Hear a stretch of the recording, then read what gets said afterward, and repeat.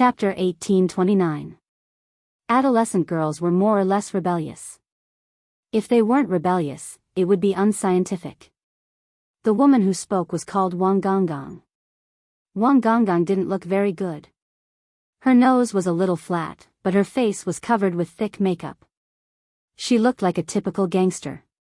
Wang Gonggong, Gong Yiba, and Ma Qinggong were all university students. However, they were in their fourth year and were obviously a few years older than Song Jiechi and the rest. Wang Gonggong was a typical gangster among the female students. She smoked, drank, and went out to play with men. She didn't go back to the dormitory during university curfew. She fell in love and acted like a lady in front of boys. Although Wang Gonggong was ugly and had a bad figure, there were always some boys who were willing to date her when she mingled in society. Wang Gonggong was a quiet girl, but she didn't give any face when she spoke. Of course, this silence was also an act. As long as she was in front of a handsome boy, she would immediately change her tune and act coquettishly. Gong Yiba and Ma Qinggong weren't the boys Wang Gonggong liked, so she couldn't be bothered to pretend. Wang Gonggong said right away that Yun Jian had come to such a place alone because she had fallen out of love. Because a girl like her wouldn't think that Yun Jian was a capable person. Hey, what do you mean by that? Can't she come here alone to learn the profound martial arts of our country? Why do you make it sound like a girl can only come out alone when she's heartbroken? The first person who was unhappy with Wang Gonggong's words was Song Jiechi. Song Jiechi shouted at Wang Gonggong. Can't I say it? I think she came here alone because she's heartbroken. Wang Gonggong glared at Song Jiechi. Song Jiechi was so angry that she almost flipped the table. In the end, Song Jiehui calmed her down. If it weren't for Gong Yiba and Ma Qinggong's good attitude, Song Jiechi and the rest wouldn't have followed Wang Gonggong. Yun Jian pursed her lips and ignored Wang Gonggong. 1.5 hours later, they set off from Yunling town and finally arrived at the foot of Yunling mountain. After another hour of climbing, they finally reached the top of the mountain. As soon as they reached the top, they saw a huge ancient building that looked like a temple. However, its architectural style was completely different from that of a temple. There was also a plaque hanging above the entrance. On the plaque, from right to left, there were 4 words written in ancient seal script: Heavenly Dao Huang Family. As soon as Yun Jian and the others walked through the gate, they saw a group of people shouting and practicing martial arts with an old man who looked like a cultivator immortal standing on the high steps. Every time he displayed a fist technique, a loud shout would come from his throat, ha! Hey! This was an orthodox martial arts family. Are you here to practice martial arts as well? Seeing that someone had entered the door, the old man jumped down from the stairs. After instructing the disciples around him to practice freely, he walked towards Yun Jian and the others. Yes. Song Jiechi and the others replied excitedly. Yun Jian didn't have the time to stay here and practice martial arts with them. She did not forget her purpose, which was to get the letter. Song Jiechi and the others looked at the old man excitedly and respectfully, trying to join the disciples who practiced martial arts. Yun Jian's words suddenly rang out in front of Song Jiechi, Song Jiehui, Wang Gonggong, and the others. She said to the old man. Chapter 1830. Yun Jian's words carried a certain authority, causing the elder to pause. Song Jiechi, Song Jiehui, Lin Xiang, and even Wang Gonggong were speechless. What Yulong continent, daughter of the Wu clan, sorcerer goddess? What the hell was this? Moreover, wasn't Yun Jian here to learn martial arts like them? Why did she ask the elder to meet the head of the Huang clan the moment she arrived? What daughter of the Wu clan? What is sorcerer goddess? Are you here to engage in crooked practices? Didn't you ask around before you came? The head of the Huang clan, Huang Bidian, isn't someone anyone can meet. Some people don't even get to meet the head of the Huang clan from the time they joined the clan to learn martial arts until they left. You're just a lovelorn girl with no power or influence. Why would the head of the Huang clan want to meet you? Even Wang Gonggong, who wasn't very satisfied with Yun Jian, was in awe of the Huang clan, which was ranked first among the martial arts clans. After hearing Yun Jian's words, Wang Gonggang took the initiative to speak to Yun Jian. His words sounded as if Yun Jian had really come here because she was heartbroken and was here to cause trouble. Song Jiechi and the rest didn't say anything. The old man, who had been teaching a group of students who were also apprentices, was also surprised. Most of the apprentices who came to the Huang clan to learn martial arts were in awe when they spoke to the Huang clan. Not to mention Yun Jian, who directly walked up and asked the head of the Huang clan to meet her. She was totally different. The old man had never seen such a clean and tidy little girl with a shoulder bag say such words the moment she came to his door. Obviously, the elder and the people around him didn't know about Yulong continent, much less the sorcerer clan. Of course, Yun Jian said this because she knew that the head of the Huang clan, Huang Bitian, must know about the existence of Yulong continent. Putting aside how many times the head of the sorcerer clan, Wu Lan, had sent people to the Huang clan to collect letters, but to no avail.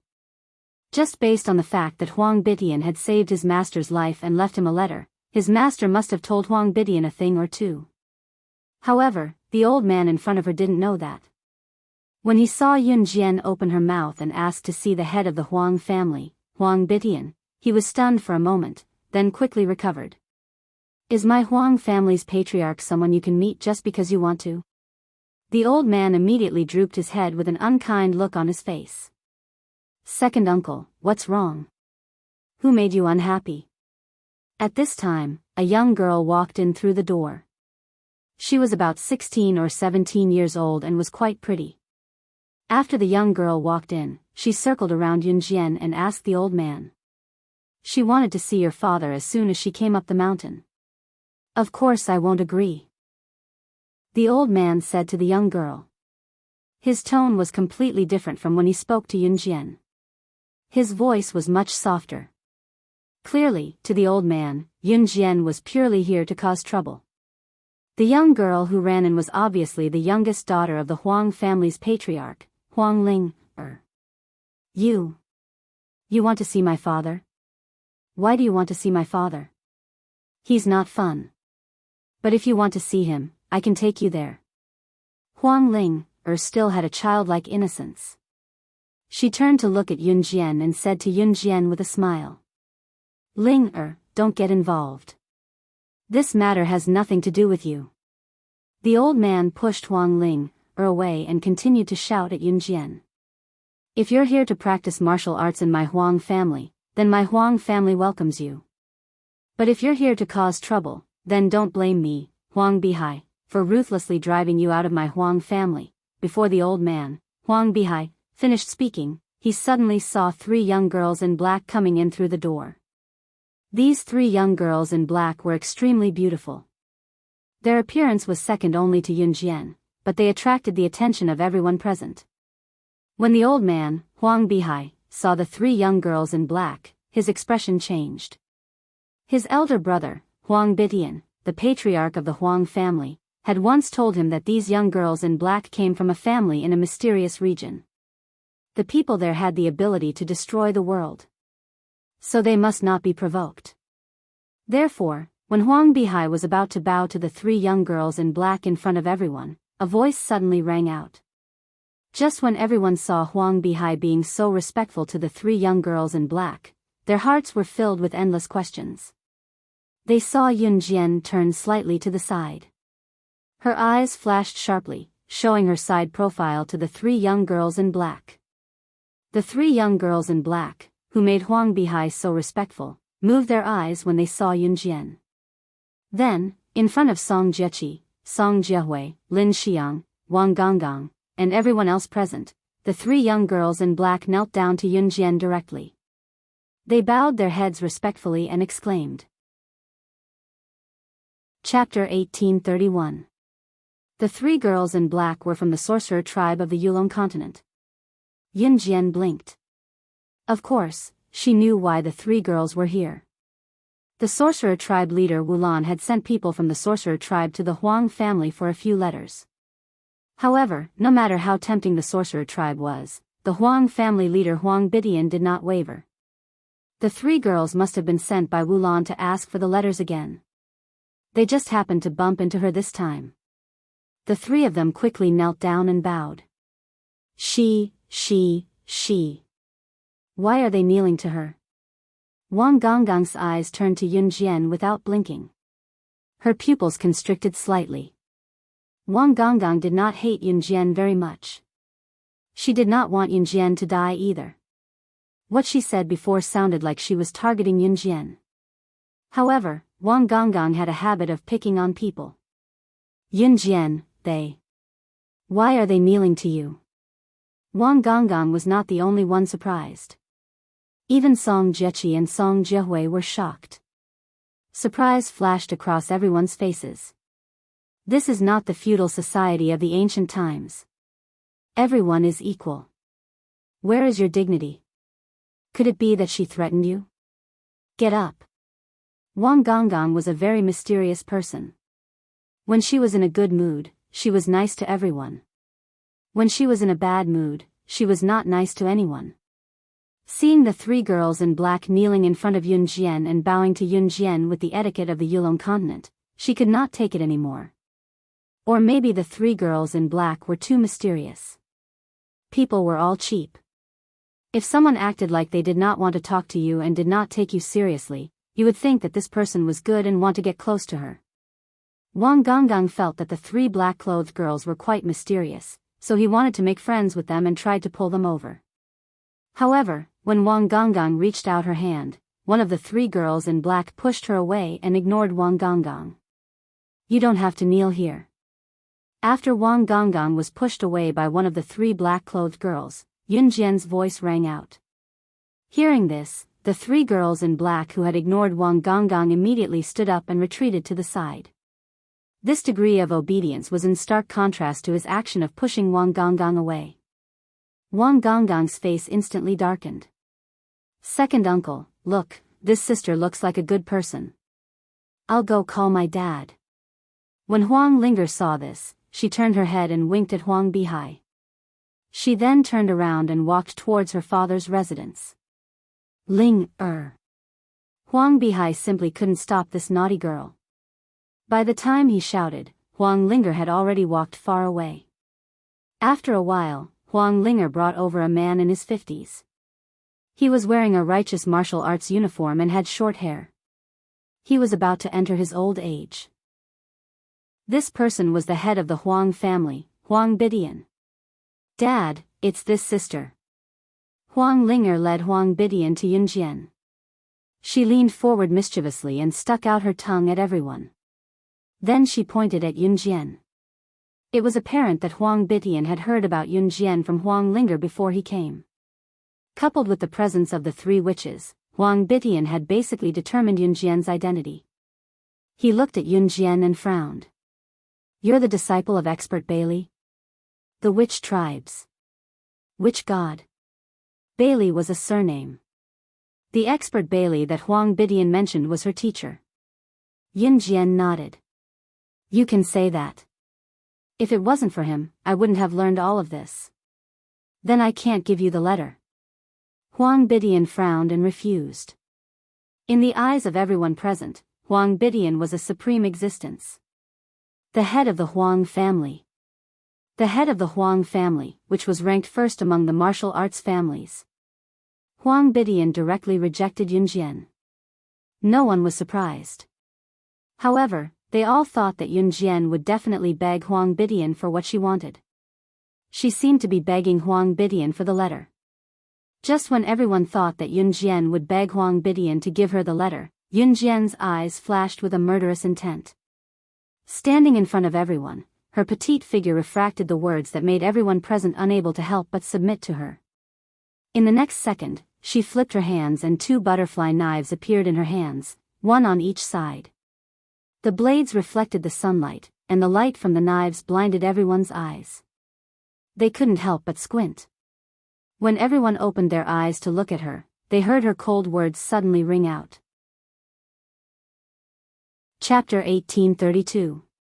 She had to get this letter. It was not only because her mentor in her past life had taught her these skills and allowed her to survive in that bloody world. Yun Jian's intuition told her that her mentor, Bailey Expert, had an inextricable relationship with the thousands of continents. She had sent Wulan to search the entire Yulong mainland, but she could not find any trace of her mentor, Bailey expert. On Earth, as long as one was a righteous earthling, nothing could escape her eyes. In Yulong mainland, the power of the sorcerer tribe was spread all over the continent. However, she could not find any information about her mentor. What did this mean? The only explanation was that her mentor was neither from Earth nor the Yulong mainland. It was more likely that he came from a continent of a higher level than Yulong mainland. Although Yulong mainland was not the lowest level continent, in the thousands of years since the sorcerer god's departure, Yulong mainland had fallen from its former glory of being second only to deity mainland. Yun Jian's intuition told her that her mentor was most likely from deity mainland. Yun Jian did not know that Ce had regained all his memories, so she did not ask him. Her soul returned to reality. When Yun Jian finished speaking, everyone's pupils contracted. Even Huang Bidian sucked in a deep breath. Kosha mercenaries? Slaying God? Apart from Huang Bidian and Huang Bihai, who took a deep breath, Lin Xiang also cried out in surprise. It was obvious that they knew what these two names represented. After exclaiming this, Lin Xiang frowned. He didn't even know why he was exclaiming. These two titles, I seem to have heard of them somewhere before. University students would not pay attention to these things. Most university students would only pay attention to the opposite sex. They did not pay attention to national or international affairs at all. Sometimes, when the class subscribed to a newspaper, the newspaper would report on national or international affairs. Only then would the students pay more attention to it. Of course, the people who knew about organizations or people like Kosha mercenaries and slaying God were usually those who were in this world. Huang Bidian and Huang Bihai must have heard about it. But for university students like Lin Xiang, Song Jieqi, Song Jiehui, and Wang Gonggang, even if they wanted to know, they had no way to do so. Haven't you heard a lot of things? You brat, you always say that you've heard of something big. Where did you hear it from? I can't tell you the details, so you should wash up and go to the side. Song Jiehui walked over and knocked on Lin Xiang's head as he said with a half-smile. Lin Xiang scratched his head and pursed his lips. I really seem to have heard of it somewhere before, but even so, whether it was Song Jieqi, Song Jiehui, Lin Xiang, or Wang Gonggang, they were all shocked by Yun Jian's arrogant words. Perhaps Yun Jian's tone was too arrogant. Or perhaps it was because the titles of Kosha mercenaries and slaying God sounded domineering. When they turned to look at Huang Bidian and Huang Bihai's reaction, they saw their eyes widen. When they looked at Yun Jian again, they were so shocked that it was as if they had eaten dog poop. They looked as if they had heard something big that they had never heard of before. Especially Huang Bihai, who had been rude to Yun Jian from the start, he was the most unsettled. His hand was trembling like a spring as he pointed at Yun Jian. He screamed in horror, "Yyuu, ahem." Huang Bidian was obviously smarter than Huang Bihai. He immediately stopped Huang Bihai from spilling the beans. Yun Jian's self-disclosure shocked Huang Bidian, but it changed his mind. Slaying God of Kosha mercenaries. Slaying God alone was enough to wipe out the Huang family, let alone slaying God who had Kosha mercenaries under her command. Therefore, Huang Bidian did not change his mind. He could not. However, Huang Bidian had already handed over the letter when Wulan had sent someone to retrieve it. After 2 seconds of silence, Huang Bidian looked at Yun Jian and made his request. Chapter 1833. Huang Bidian's words caused everyone's hearts to tighten. Especially Song Jieqi, Song Jiehui, and Wang Gonggang. Song Jieqi had even clasped her hands together. She was clearly not the main character, so why was she feeling nervous? It was as if she was the one who had to endure the hypnotism of the Huang family's eldest disciple. However, Song Jieqi knew that her current reaction was no doubt that she was putting herself in the shoes of Yun Jian and Huang Bidian. It was like a racing enthusiast watching his favorite racer race against another excellent racer at the critical moment of rushing to the finish line, which made him feel nervous both physically and mentally. That was how Song Jieqi felt at this moment. Yun Jian, who was standing in front of everyone, narrowed her eyes slightly. Her gaze was indifferent, but in front of everyone, she accepted Huang Bitian's challenge without hesitation. All right. As long as she was given the chance, Yun Jian had never encountered anything she couldn't accomplish. Yun Jian knew that Huang Bitian had taken a step back. In the beginning, Huang Bitian had kept his mouth shut and refused to hand over the letter no matter what. Sometimes, revealing one's identity could save a lot of trouble. The reason Yun Jian brought up her identity today was to change Huang Bitian's mind. Yun Jian wasn't stupid. Unless she had no other choice, she wouldn't use the most absolute method to achieve her goal. For example, if Huang Bitian rejected her and she went on a killing spree, then not only would she be a lunatic, but she would also be a fool. If one were to ask why this was the case, first of all, Yun Jian would be exhausting her own strength to wipe out the entire Huang family. The only benefit she would receive was a letter.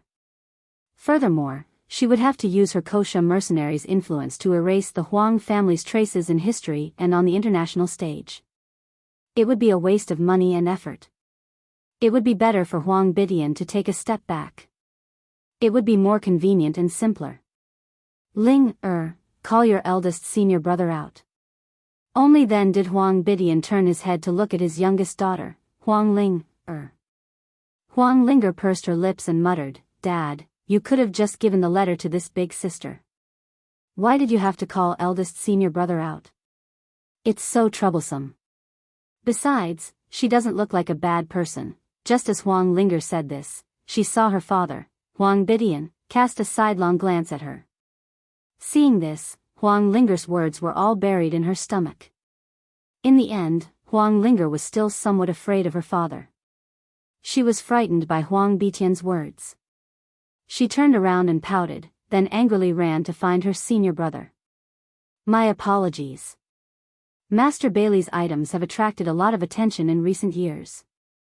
Many people have pretended to be Master Bailey's disciples and wanted to get them from me. So, please forgive me.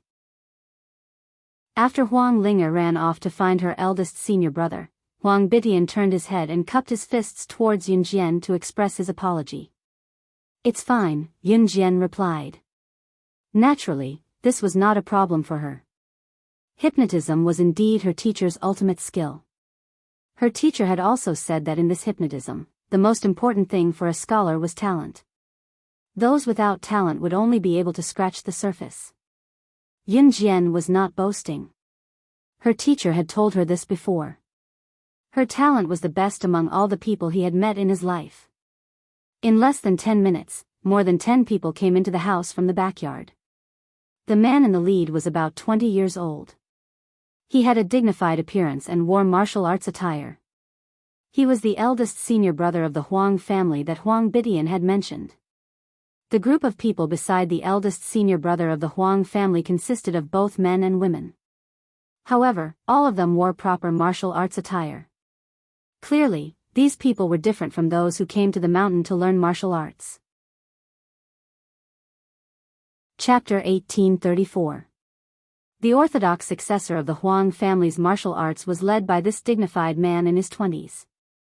The group of people behind him were all successors of the Huang family. Apart from the Huang family eldest senior brother, any disciple that the Huang family head, Huang Bitian, took in would be included in the ranking. Huang Bitian's eldest disciple was this eldest senior brother. His second disciple was everyone's second senior brother, the second junior brother of his eldest disciple. In order of seniority, Huang Ling, was Huang Bitian's daughter and his youngest disciple. Thus, she was the junior sister of these people. The ranking of orthodox martial arts families was indeed complicated. Those who were not in the circle would be confused by this complicated relationship. In short, there was one thing to remember. Wushu was the orthodox unique skill of an aristocratic family. The disciples of the head of the aristocratic family were the ones who were ranked among the senior brothers, junior brothers, sisters, and junior sisters. They were different from those who came to learn from Huang Bihai like Song Jiechi and the others. It was not only in terms of martial arts that the aristocratic families only passed down to their own members. They only taught some simple martial arts to outsiders. In terms of physical strength and endurance, the orthodox disciples of the Huang family started learning martial arts from a young age. As for people like Song Jiechi who came to learn martial arts by themselves, some of them would leave after a few days or a few months. Their perseverance was definitely not as good as the orthodox disciples of the aristocratic families who started practicing martial arts from a young age. Master. The dozen or so people led by the Huang family eldest senior brother walked up to Huang Bitian and used the most standard martial arts hand gesture to bow to him. Huang Bitian nodded and waved his hand. Master, why did you call us out? Eldest senior brother of the Huang family asked. The Huang family eldest senior brother was called Huang Yiqing. This was not the Huang family eldest senior brother's real name. After the disciples of the Huang family became Huang Bitian's disciples, they were given names. According to the order, the men were called Huang Yiqing, Huang Erqing, the women were called Huang Yihong, Huang Erhong. These names were not particularly pleasant to the ears, but Huang Bitian felt comfortable using them. Of course, the Huang family eldest senior brother was already one, so the women were not named Huang Yihong. Huang Bitian's youngest daughter, Huang Ling, was an exception. I only called your eldest senior brother. Why did you call out the other senior brothers and sisters? Huang Bitian glanced at Huang Linger from the corner of his eyes. Hee, isn't this for everyone to join in the fun? Dad, look, everyone is bitterly practicing martial arts. This is so tiring. People should strike a balance between work and rest. Huang Linger mischievously winked at Huang Bitian. Huang Linger's senior brothers and sisters all covered their mouths and laughed. It was obvious that Huang Linger's mischievousness had not been going on for a day or two. You. Huang Bitian was so infuriated by Huang Linger's words that he wanted to scold her, but he couldn't bear to do so. In the end, he could only keep his mouth shut. All right, so be it. Huang Bitian's face darkened.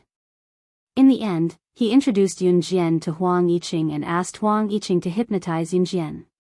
If she can withstand your hypnosis technique, then she must be the disciple of Bailey Jianren. Huang Bitian finished speaking and added another sentence. Yes. Huang Yiqing was very obedient. He only turned his head to look at Yun Jian, and did not show any other expression. The Huang family eldest senior brother, Huang Yiqing, was a dignified and upright man. His face was unforgettable. She's Bailey Jianren's disciple? Master, I don't think there's even a need to try. Who is eldest senior brother? Don't you know how strong he is? Also, this girl is so skinny. Everyone has seen Bailey Jianren's appearance in the past. How could such a powerful master accept such a skinny girl as his disciple? Chapter 1835. The girl who spoke up was one of Huang Linger's senior sisters and Huang Bitian's disciple. Because she was ranked 9th among all the senior brothers and junior sisters, she was called Huang Jiuhong. As Huang Jiuhong spoke, she glanced at Yun Jian. From her expression, it seemed that she didn't like Yun Jian very much. Unlike Wang Gonggang, who didn't like Yun Jian, Wang Gonggang didn't have any bad feelings towards Yun Jian. At least, he didn't want to kill Yun Jian. Huang Jiuhong also didn't have any bad intentions towards Yun Jian. Ordinary people didn't encounter many things and wouldn't be envied by girls. That was because they themselves were existences that didn't shine. If a person didn't exist, they would be automatically ignored by others. But a shining figure like Yun Jian was a piece of gold no matter where she went. As long as it was gold, it would always attract attention. Huang Jiuhong only looked down on Yun Jian because she thought she could defeat her most admired eldest senior brother. How many people had her eldest senior brother used the hypnosis technique taught by Master Bailey? How many people had fled because of her eldest senior brother's hypnosis technique? Why did Yun Jian think she could compare to her eldest senior brother? Jiuhong, back down. What did Master teach you not to look down on others? Even Huang Bitian himself thought that Yun Jian definitely couldn't compare to his eldest senior disciple. But Huang Bitian was a good person. He gave face to everyone. Some people would stand in front of you and look down on you, mocking and ridiculing you. Some people would look down on you, but would give you face. When comparing the two, the latter would naturally be better. When Huang Jiuhong heard Huang Bitian's words, she curled her lips and muttered to herself, "What's wrong with you? You don't have any skills to begin with, and you don't allow people to talk about you? Humph, then just wait and see. Watch my eldest senior brother beat you up." Once Huang Jiuhong gave the order, Huang Yiqing stepped forward and began hypnotizing Yun Jian in front of everyone, as per his master's order. Yun Jian could tell that Huang Yiqing's hypnotism was the most rudimentary and low-level technique he had ever learned. Perhaps this kind of hypnotism could be used in front of other people for a while, but in front of professionals, it was not qualified at all. The eldest disciple of the Huang family, Huang Yiqing, who was standing in front of Yun Jian, took out a rope with a small ball hanging from it. He placed the small ball in front of Yun Jian and shook it twice. Then, he said in a delicate voice, "Close your eyes and open them again." These were all steps of hypnosis. Yun Jian did as she was told. Eldest senior brother is awesome. Let this overconfident girl know your strength. At this moment, Yun Jian heard Huang Jiuhong shout at Huang Yiqing. The surrounding people watched the scene with all their might. They were surrounded by people from all over the country who came here to learn martial arts. At this moment, Yun Jian and Huang Yiqing were looking at each other and using hypnotism. How could they not be interested in such an amazing battle? Some of them would only get to see such an interesting battle once in their lives. Hence, they all gathered over. Those who could not all climb to higher places to watch. For a moment, everyone held their breaths. At this moment, Yun Jian opened her eyes. After Huang Jiuhong finished speaking, she suddenly said to Huang Yiqing, "Look, your junior sister is calling you." When Huang Yiqing heard Yun Jian's words, for some reason, he followed Yun Jian's words and glanced in Huang Jiuhong's direction. The moment he came back to his senses, his eyes met with Yun Jian's eyes again. However, there was an unusual color in Yun Jian's eyes. In the next second, Huang Yiqing suddenly hugged his head as if he had seen something he did not want to see. In front of everyone, he hugged his head and squatted on the ground. When Huang Bidian and Huang Bihai saw this, their faces turned pale with fright. Everyone's faces changed in shock. She actually managed to hypnotize Yiqing. She managed to hypnotize Yiqing in such a short time. This power, I've only seen it from expert Bailey. Huang Bidian was so shocked that he cried out on the spot. The words Yun Jian said to Huang Yiqing just now was the turning point in the counter-hypnosis. After hearing Huang Bitian's words and seeing that the battle had ended before it even started, and that Yun Jian had managed to hypnotize Huang Yiqing instead, everyone present had the same expression on their faces. They were so shocked that they could not react for a long time. They just stared blankly at the beautiful girl. Chapter 1836. Perhaps no one had seen when Yun Jian had turned the tables and hypnotized Huang Yiqing. But in fact, from the moment Huang Yiqing asked her to close and open her eyes, she had already begun to hypnotize Huang Yiqing. As for Huang Yiqing's hypnotism, it had no effect on her at all. Later, she told Huang Yiqing that his junior apprentice sister was calling him. Everyone knew that hypnotism required many external factors to hypnotize someone. The process of hypnotism was also related to a person's willpower. By the time Huang Yiqing turned around, he was already affected by external factors. If Yun Jian hypnotized him directly, he would see the horrifying image in his mind. This was the reason why he hugged his head and squatted down to exclaim in shock. Huang Bidian had already guessed that Yun Jian was expert Bailey's disciple. Today, he had asked his eldest disciple to hypnotize Yun Jian to confirm that Yun Jian was expert Bailey's disciple. Secondly, it was just a formality. Never in his wildest dreams did he expect that Yun Jian's ability today was almost the same as Bailey's shows back then. In fact, her talent in hypnotism was even higher than expert Bailey's. Huang Bidian opened his mouth several times, wanting to speak, but in the end, he swallowed his saliva and remained silent. "Master, this means that she really is expert Bailey's disciple?" Huang Jiuhong, who had been disdainful of Yun Jian, swallowed his saliva and licked his lips as he asked Huang Bidian in astonishment. Although they didn't know who Master Bailey was, Song Jiechi, Wang Gonggang, and the others could guess that Master Bailey wasn't an ordinary person when they saw how respectful Huang Bidian and the others were when they mentioned his name. Was Yun Jian really expert Bailey's disciple? Everyone looked at Huang Bidian in unison, waiting for him to confirm it. In front of everyone, Huang Bidian nodded. Yes. However, Huang Bidian walked over to Yun Jian under Huang Zhuohong's shit-eating expression.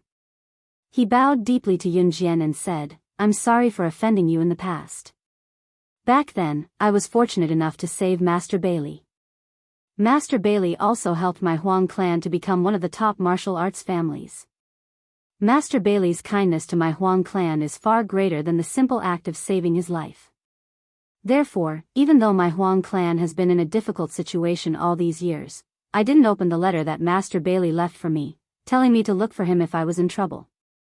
Since you are the disciple of Master Bailey, I will give you this letter as promised." After Huang Bidian finished speaking, he turned around and returned to his residence to retrieve the letter. About 10 minutes later, Huang Bidian returned with a thick envelope in his hand. There were probably several layers of envelopes inside this envelope. The letter left behind by Bailey Jiao was at the innermost layer. From this, it could be seen how important this letter was to Huang Bidian. Once the envelope was handed to Yun Jian, the latter unwrapped the envelope in a few moves. Is this the letter left behind by Master Bailey? Let us take a look. We've already opened it anyway. Huang Zhuohong quickly dispelled the awkward atmosphere. She walked over and was about to look at the envelope in Yun Jian's hand. Just as she looked over, Yun Jian dodged. Huang Zhuohong stomped her foot and pouted. In the end, Huang Bidian glared at her and she didn't say anything. Everyone watched as Yun Jian opened the envelope and took it out. When she saw the words on the envelope, her eyes lit up. Then, she seemed to be shocked by the words on the envelope. Seeing this, the surrounding group of people were somewhat curious. Even Huang Bidian was curious. Yun Jian was the kind of person who could remain calm even if the sky collapsed. Huang Bidian felt the same way about her. When he saw her shocked expression, he couldn't help but be even more surprised. In fact, Yun Jian wasn't just shocked. Her heart was in turmoil. However, she didn't show it on her face. Chapter 1837. Yun Jian was rarely surprised. However, whenever she was surprised, she would only appear slightly surprised on the surface. However, for someone like Yun Jian, who did not show her emotions on her face, a little surprise was enough to express the shock in her heart. The content of the letter was very simple. However, if one thought about it carefully, there was an inconceivable magical power to it. The content of the letter was as follows: Sha, my little disciple, although we have not formally acknowledged each other as your master, please allow me to address you as such. Were you surprised when you saw this letter? Are you surprised that I knew that the person who opened the letter wasn't family head Huang, but you? Were there many doubts in your heart? All these years, I know your every move, including you as the sorcerer god. How is it? That brat divine lord did not mistreat you, did he? If that brat mistreated you, I will definitely teach him a lesson in the future. That brat has been pestering you ever since you were the sorcerer god. He is like a shadow. I have helped you to stop him several times. The next time we meet, you must treat me to 100 bottles of good wine. No, that brat divine lord should be the one to invite me. If that brat dares to not invite me, let him hug his butt tightly. Don't let me catch him and give him 100 whips. Alright, I know that you must have many doubts now. It is not appropriate for me to say too much in this letter. Alright, my little disciple, I will not force you to say anything more. My good disciple, remember one thing. If you want to find me, go to the hunting academy. I will wait for you there. The way this letter was written was indeed her teacher's style. The handwriting was also written by her teacher, so there was no mistake.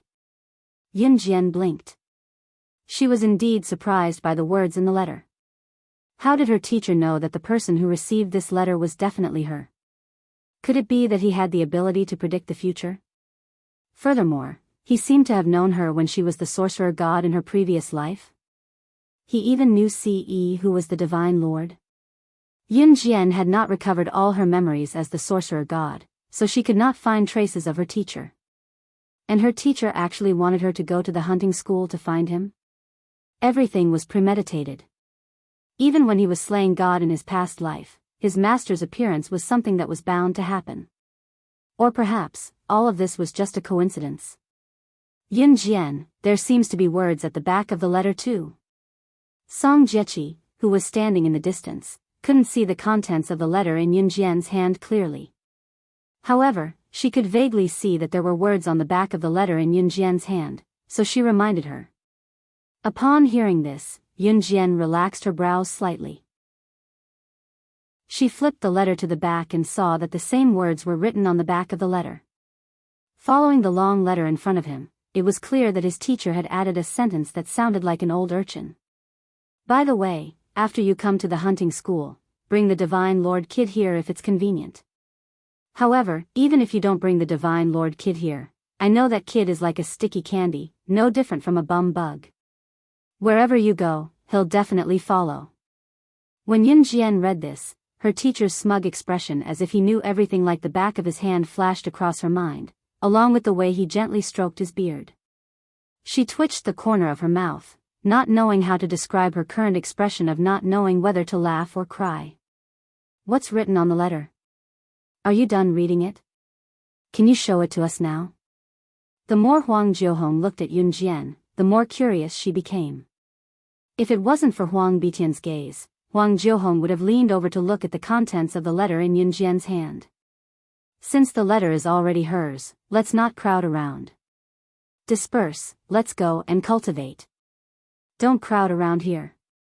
Huang Bitian waved his hand. Master, this letter. Yun Jian was the one who took it from you. What's wrong with us taking a look? Before Huang Jiuhong could finish her sentence. On the other side, Yun Jian had taken out a lighter from nowhere and burned the letter. After doing this, Yun Jian walked out. It seemed that she had to go to the hunting school this time. Since her teacher knew many of her identities, including her as the witch god. Then, did her teacher know the background of the mysterious person? And as the sorcerer goddess, why did she fall? Chapter 1838. Yun Jian was unaware of all these doubts and doubts. She had no way of finding them out at this moment. To solve her doubts, she had to go to the hunting school. Seeing Yun Jian burn the letter and walk out of the Huang family's door, everyone was shocked. Master, she burned the letter. She. Huang Jiuhong screamed in shock. The letter has been given to her. How she deals with it is her own business. Jiuhong, you are so impatient. If you continue to be like this in the future, then don't learn our Huang family's inherited martial arts. Our inherited martial arts are not suitable for someone as impatient as you. Huang Bitian interrupted Huang Jiuhong's words and said coldly with a sullen face. Hearing Huang Bitian's words, Huang Jiuhong was dumbfounded. Finally, he swallowed his saliva and was speechless. Yun Jian, who was walking down the stairs, turned her head halfway and glanced at the plaque with the words, Huang Family of the Heavenly Tao, written on it. Then, she turned her head to look at Song Jiechi and the rest. If Song Jiechi and the rest didn't know the way, she wouldn't have found the Huang family so quickly, and she wouldn't have received the letter her master left for her so quickly. Yun Jian pursed her lips and curled her lips at Song Jiechi before she left. We'll meet again if fate wills it. In the vast sea of people, if fate wills it, even 1 billion people wouldn't be able to stop fate from meeting again. But if fate wills it, even if they lived in the same neighborhood, it would be harder than ascending to the heavens. After Yun Jian said that, she turned and left. Seeing this, Song Jiechi was stunned. Then, she waved at Yun Jian and whispered, goodbye. After her rebirth, this was the first time Yun Jian went to the Inhun organization. Before her rebirth, she was an agent from the Inhun organization. The Inhun organization wasn't located on some remote island. Yun Jian knew the exact location. The Inhun organization wasn't under the jurisdiction of any country. It was extremely difficult for outsiders to enter Inhun organization. Some people couldn't even find the entrance to Inhun organization. The Inhun organization's base was huge. It would take a long time to drive from one end to the other. Yun Jian made a trip back to Longmen City and waited until the 10th of November to depart for Inhun Group. Before that, Mo Sen and Adam were left in Longmen City. Ce had to be by her side, and Lan Su had just gotten pregnant. Adam naturally couldn't bear to take Lan Su on a long journey to Inhun organization. Mo Sen was the elder brother. In consideration of his younger brother, Mo Sen decided to return to Inhun organization by himself. Of course, during this period of time, Mo Sen and Rockberry maintained the kind of relationship where they would occasionally greet each other when they saw each other, but neither of them would speak much. Luo Berry didn't talk much because she was shy. When she saw the man she liked, she would talk incoherently. Mo Sen, on the other hand, did not know what to say. Mo Sen returned to Inhun earlier than Yun Jian. On the night of his return, he came to Qin Yu's house early in the morning. Yun Jian snatched Qin Yu's pillow and sat on the sofa, waiting for Qin Yu's homemade pastries for her to eat. Qin Yu had stopped researching poisons recently and had started researching pastries instead. The pastries tasted horrible, but they were getting better recently. When Qin Yu brought out the pastries she made herself, Gu Nianji pinched her nose without giving face. Huh? What's this burnt smell? It's suffocating. It's good enough that I'm cooking for you for free. Why are you yelling? You're eating my food and staying at my place. You're even sleeping on my bed and wearing my pajamas. You're such a busybody, Gu Nianji.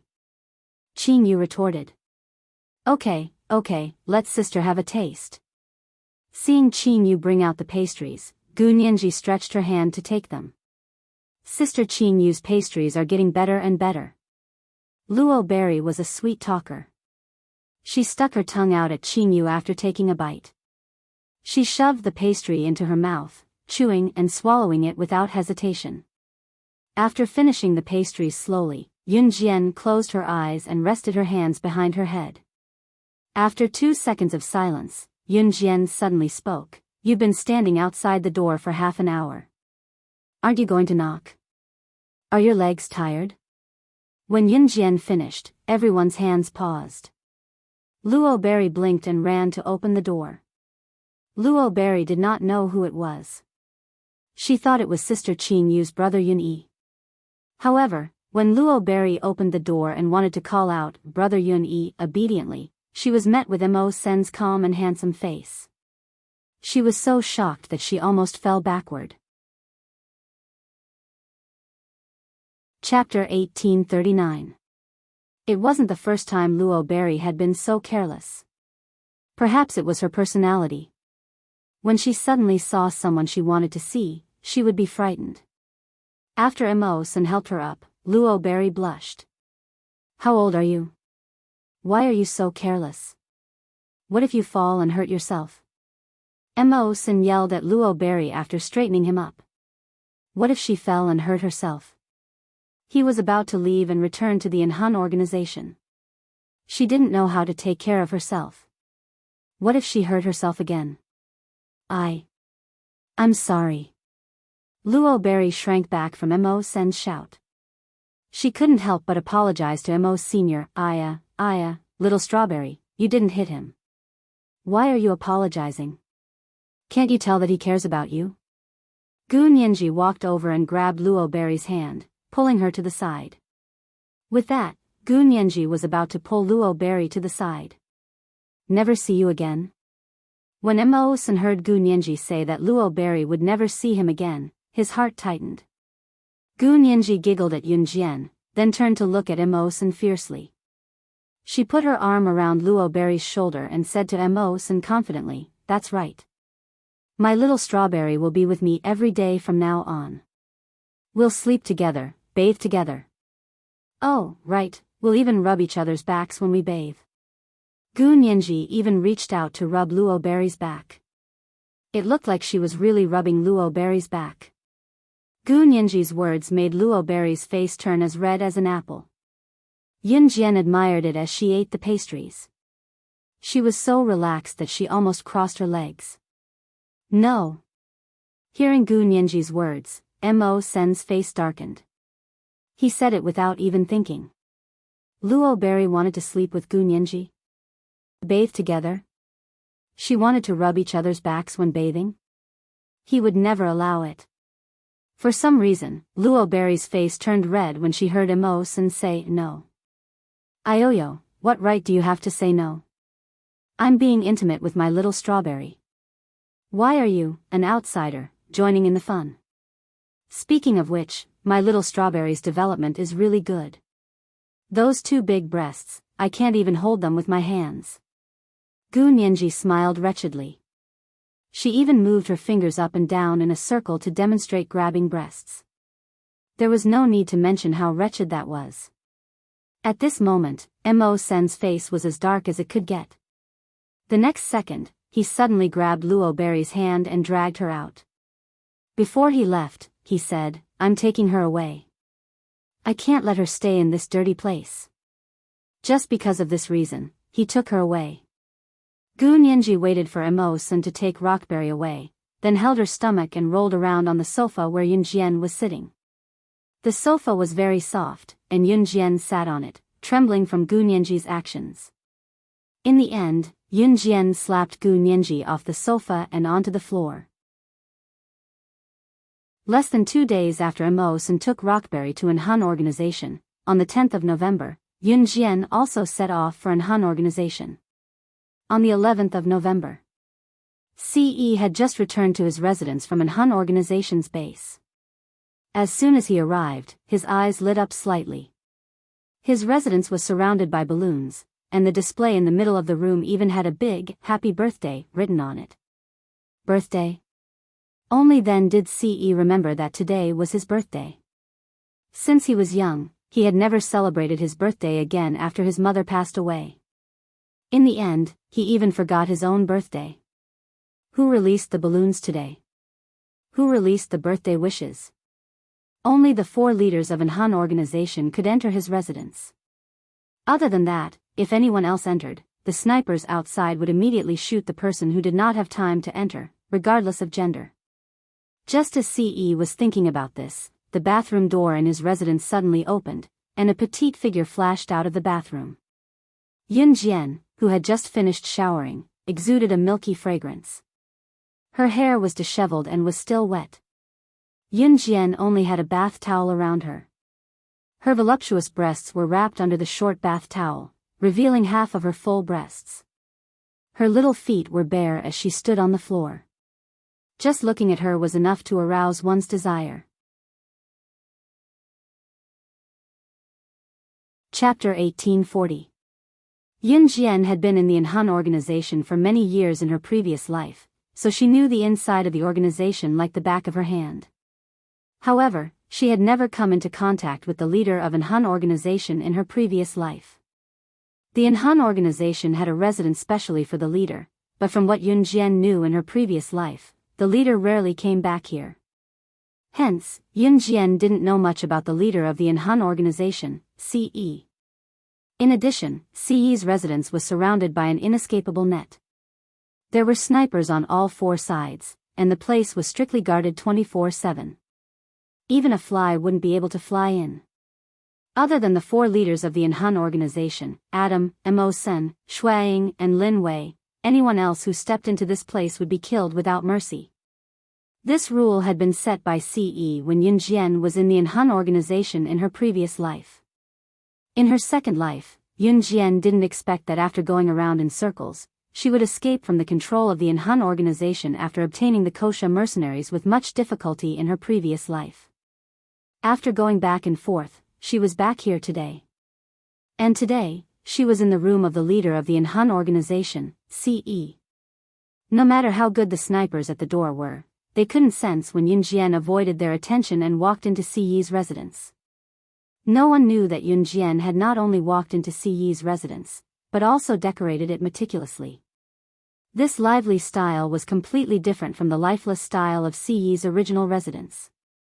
Siyi's residence in the Inhan organization was all black, especially his bedroom, which stood out. Before Yunjian came, the curtains in the room were all black.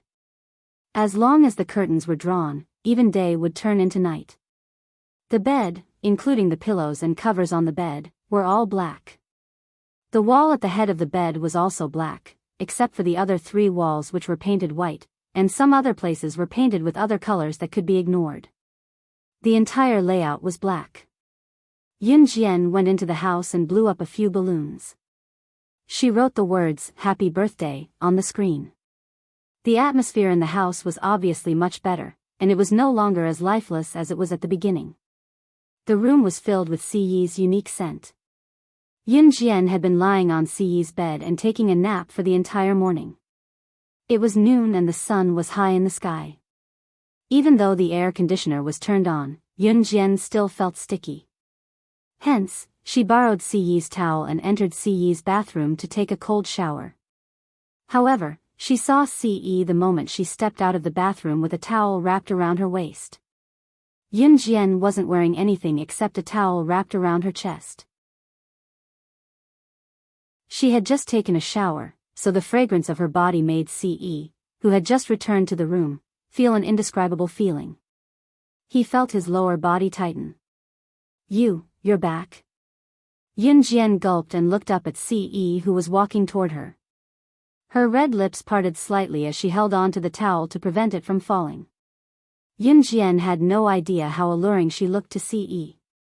Siyi stared at Yunjian with a burning gaze, looking like he wanted to bore a hole through her. Yunjian was a little embarrassed from being stared at. She blushed and looked down at the floor, saying, "Cough. It's your birthday today, so I came all the way from Longmen City to celebrate your birthday." Before she could finish, however, a familiar fresh scent that belonged to a man wafted to her nose. In the next second, Ce wrapped his arms around Yunjian, who was only wrapped in a towel with half of her hands still holding on to the towel. Yunjian opened her mouth and buried herself in Ce's embrace. She was so embarrassed that she could not speak. Ce's magnetic and rich male voice rang above her. There was a subtle hint of uncontrollable emotion in his voice that was different from before. "Xiao Jian, you're so beautiful." Chapter 1841. Yunjian's entire body trembled slightly. Ce was acting very strangely today. In spite of it, Yunjian had come prepared. A second ago, Ce had placed his hands on Yunjian's buttocks, causing Yunjian's face to turn red.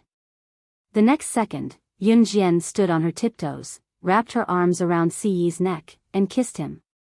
Ce had not expected Yunjian to suddenly kiss him. Her sweet lips were like ice cream on a hot summer day. Just as you were about to faint from the heat, your eyes were about to swell, your whole body was sweating profusely, and you were about to faint from heatstroke. It gave you a refreshing feeling. However, to Ce, her beautiful lips were even sweeter than an ice cream on a hot summer day when he was about to faint.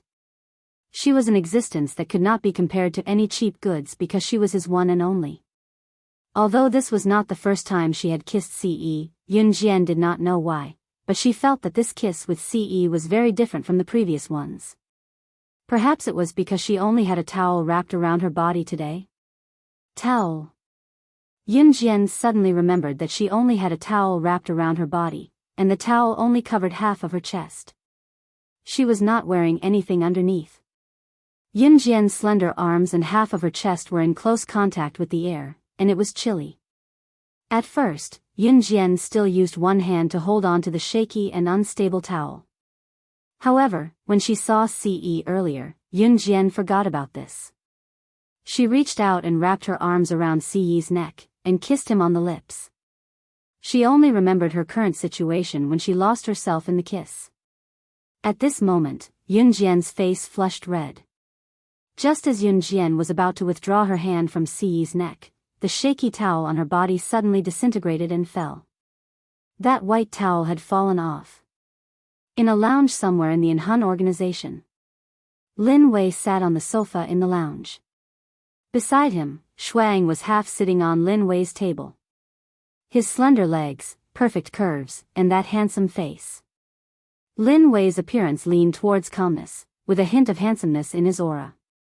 Although he was handsome, Lin Wei gave people the impression that he was calm and experienced. The only flaw was the long scar on Shuaying's neck. But the deeper the scar, the more it showed his masculinity. Although it looked terrifying, it didn't affect Shuaying's handsomeness at all. At this moment, Shuang was half sitting on the table. One of his slender legs was leaning against the table while the other was resting on the ground. No matter how one looked at him, one could see how handsome he was. Although Lin Wei looked like an old Taoist, his appearance was young. His face was enough to charm a group of young girls. At this moment, Shuang shook his legs and looked sideways at Lin Wei.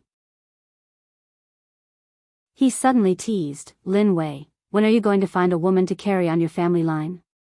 If it was in the past, Shuang wouldn't have dared to call Lin Wei an old bachelor. Although Shuang was the most handsome of the four great commanders, in terms of strength, Lin Wei was the strongest of the four great commanders. Shuang dared to say this today because Mo Sen had returned to the Enhun organization. Mo Sen and Lin Wei had a good relationship. If he said a few words to Lin Wei and Lin Wei got angry, he could still find Mo Sen to back him up. Lin Wei was a man of few words. Just as Shuang finished speaking, Lin Wei suddenly replied seriously, "Soon." Although these words were serious, Shuang rolled his eyes. Since when wasn't Lin Wei a man of few words? He still hoped to chat with him? Dream on. Cough, Adam's wife is already pregnant. You're already 25 years old. You can't fall behind. Shuang jumped down from the table and walked to Lin Wei. He patted Lin Wei's shoulder and said this. With that, he walked out of the office in a carefree manner. Along the way, he even greeted Mo Sen, who was walking to the office. Siyi's residence, in the bedroom. Chapter 1842. The moment Siyi picked her up and threw her onto the bed, Yunjian's cheeks were as red as a monkey's butt. She was certain that she had never blushed like this in her entire life. It was not just in this life. As slaying god and witch goddess 2 lifetimes ago, she had not blushed as much as she did today. Siyi tossed the towel far away and tossed Yunjian gently onto the soft bed. Siyi's eyes were glued to Yunjian. Even when he took off his jacket and shirt and unbuckled his belt, his gaze did not leave her. Siyi exposed his muscular chest and stared at Yunjian before making his way to Yunjian, who was placed on the bed. His pants were still on, but his eyes were fixed on Yunjian, never moving away from the deep gaze that met hers. Siyi, who could be sharp and ruthless to others without batting an eyelid, was now attracted to Yunjian.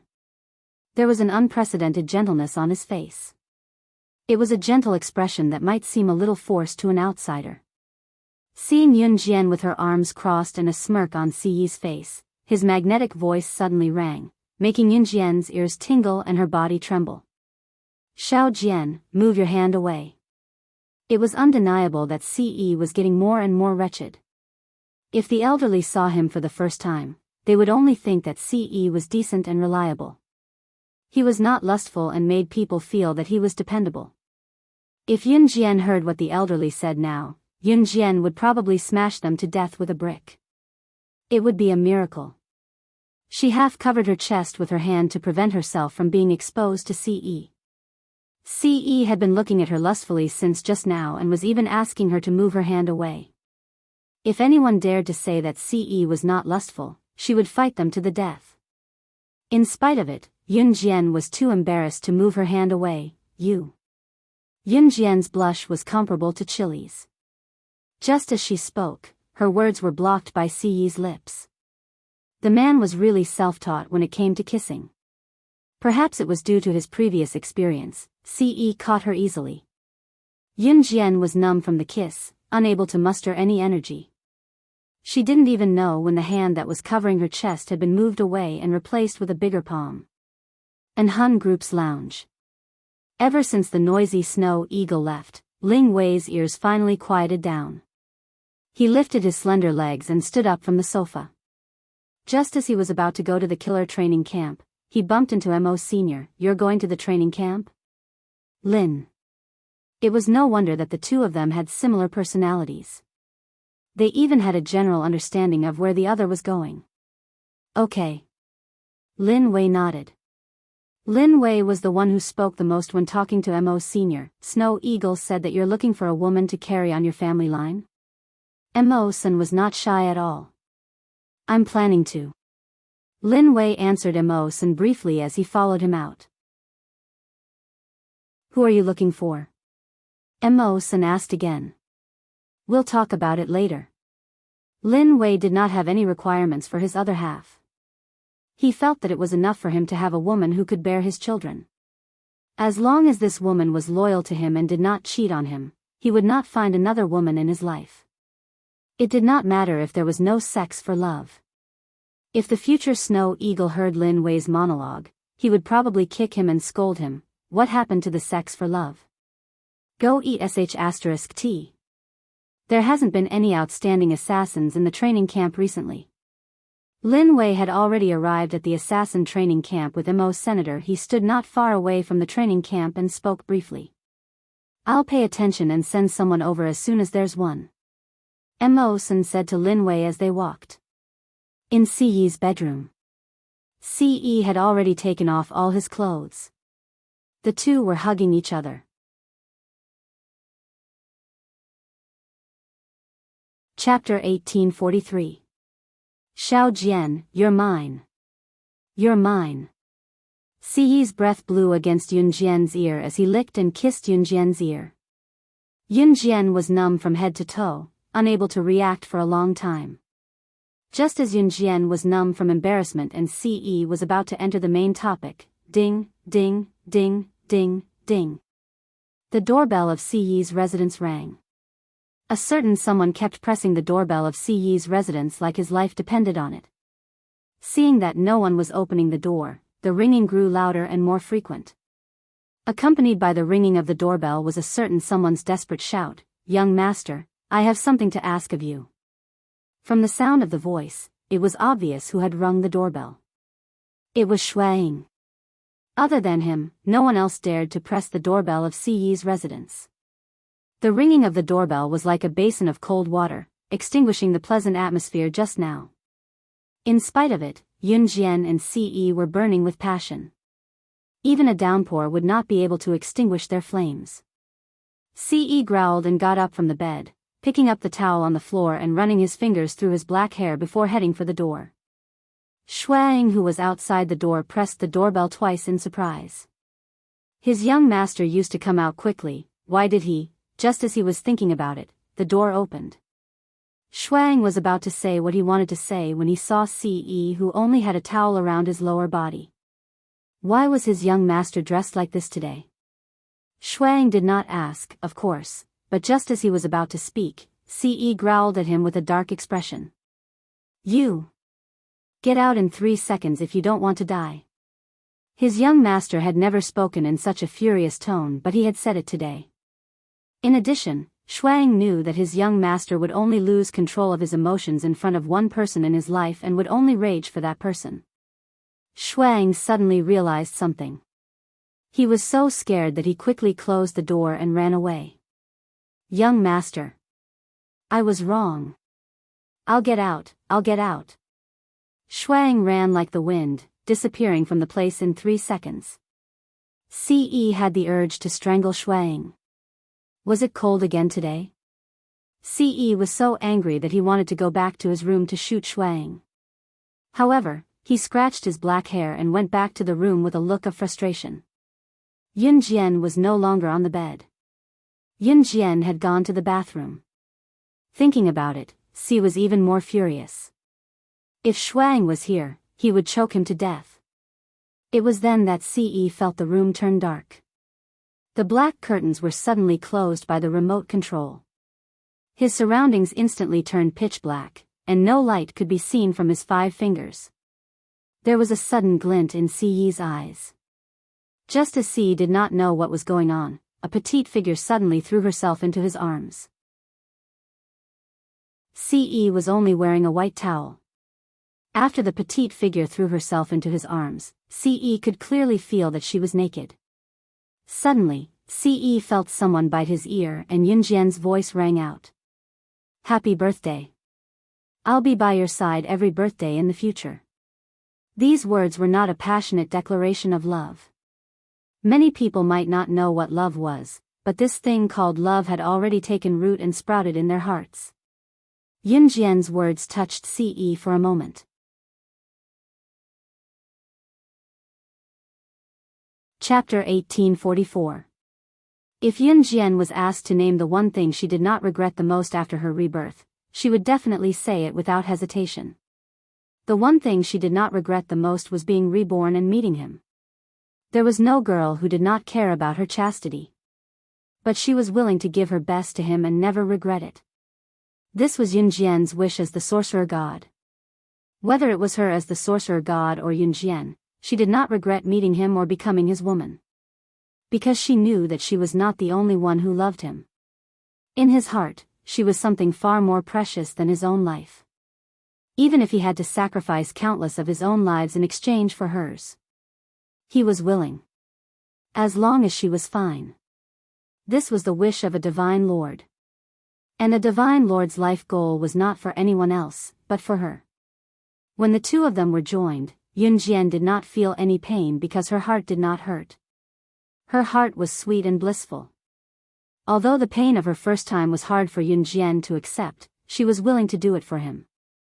The wind was gentle and the sun was bright. Under the bright sky, it was a romantic afternoon. From 12:30 p.m. to 8:30 p.m., Ce did not let go of Yunjian.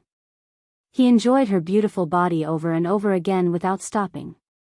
What an Hun organization, what Kosha mercenaries, what an Hun organization was busy with, everything was meaningless to Ce. Because in his heart, Yunjian was far more important than anything else. 8:30 p.m. After being tortured by Ce for the entire afternoon, Yunjian was paralyzed on the bed and could not move at all.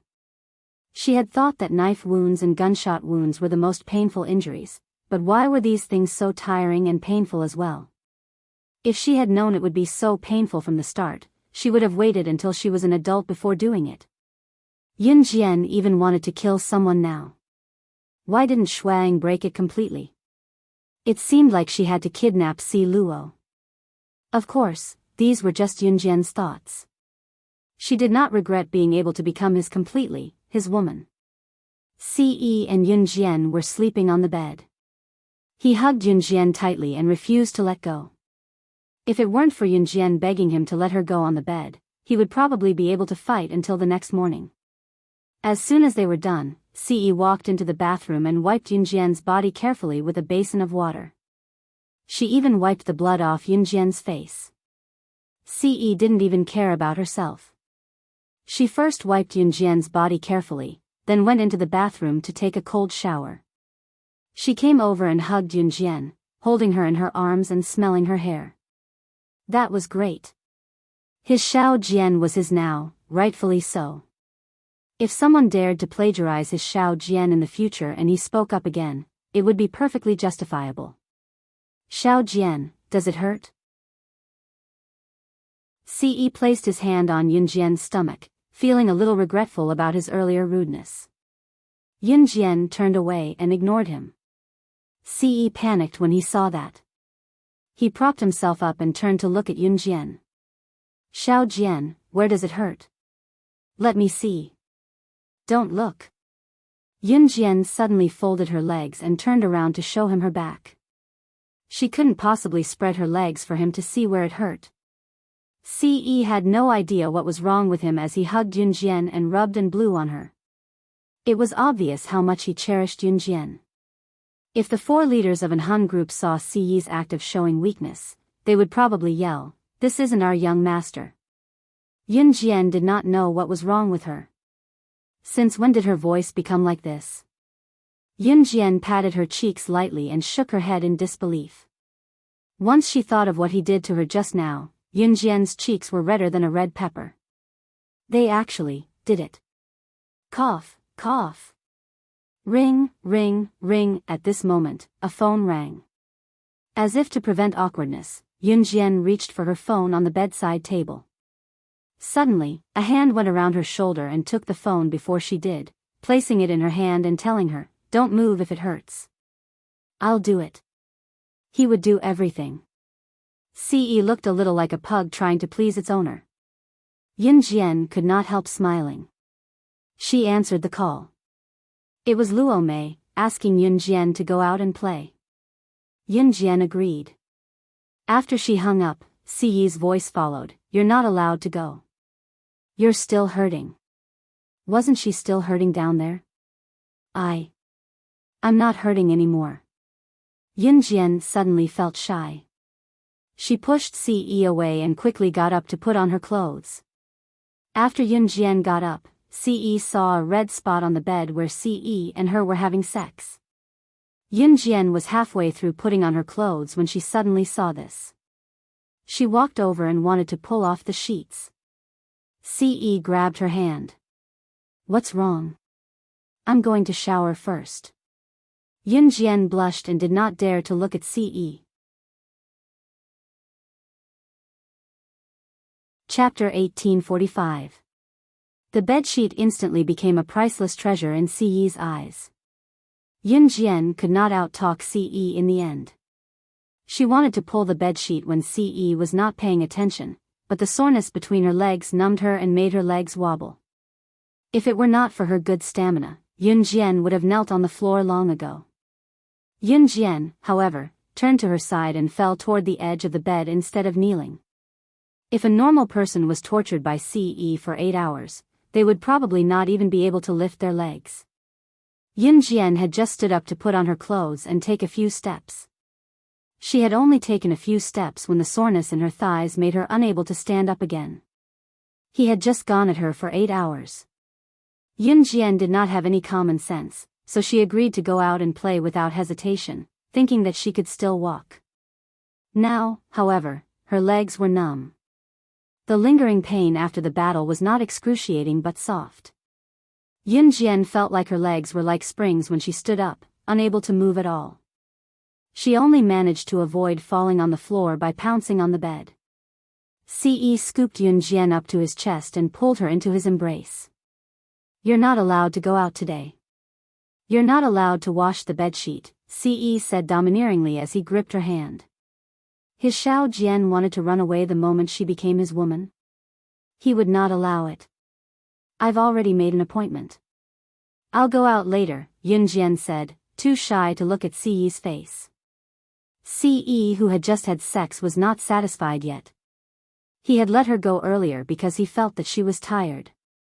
Now that he heard Yunjian, however, Ce smirked. "Xiao Jian, you're not tired? Let's continue then."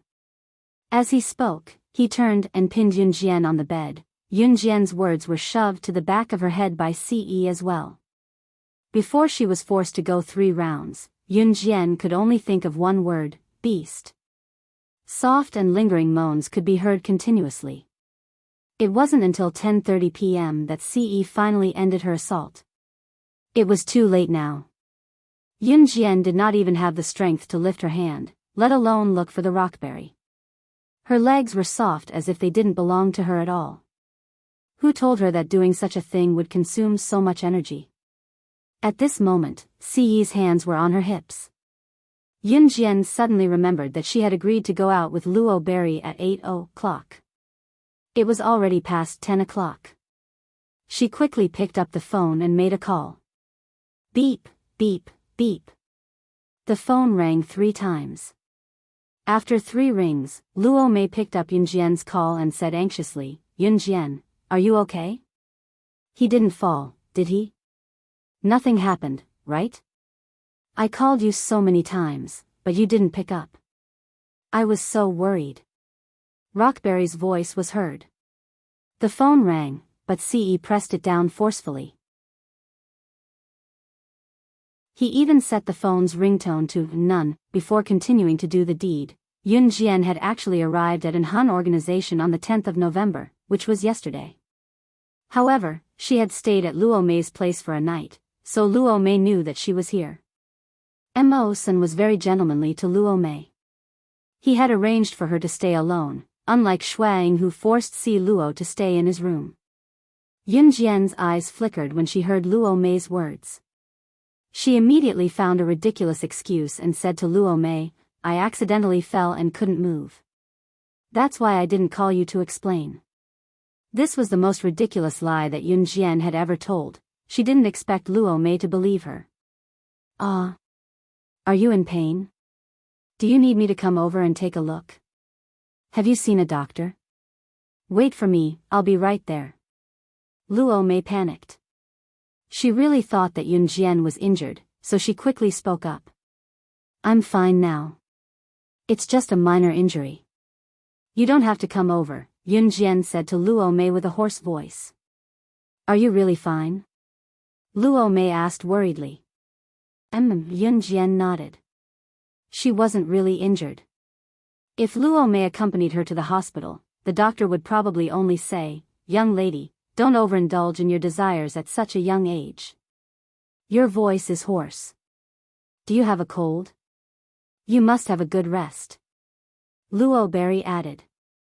At that, Yun Jian glared at Ce who could not stop his hands from fondling her breasts, only to see the silent Ce flashing her an indulgent, handsome smile.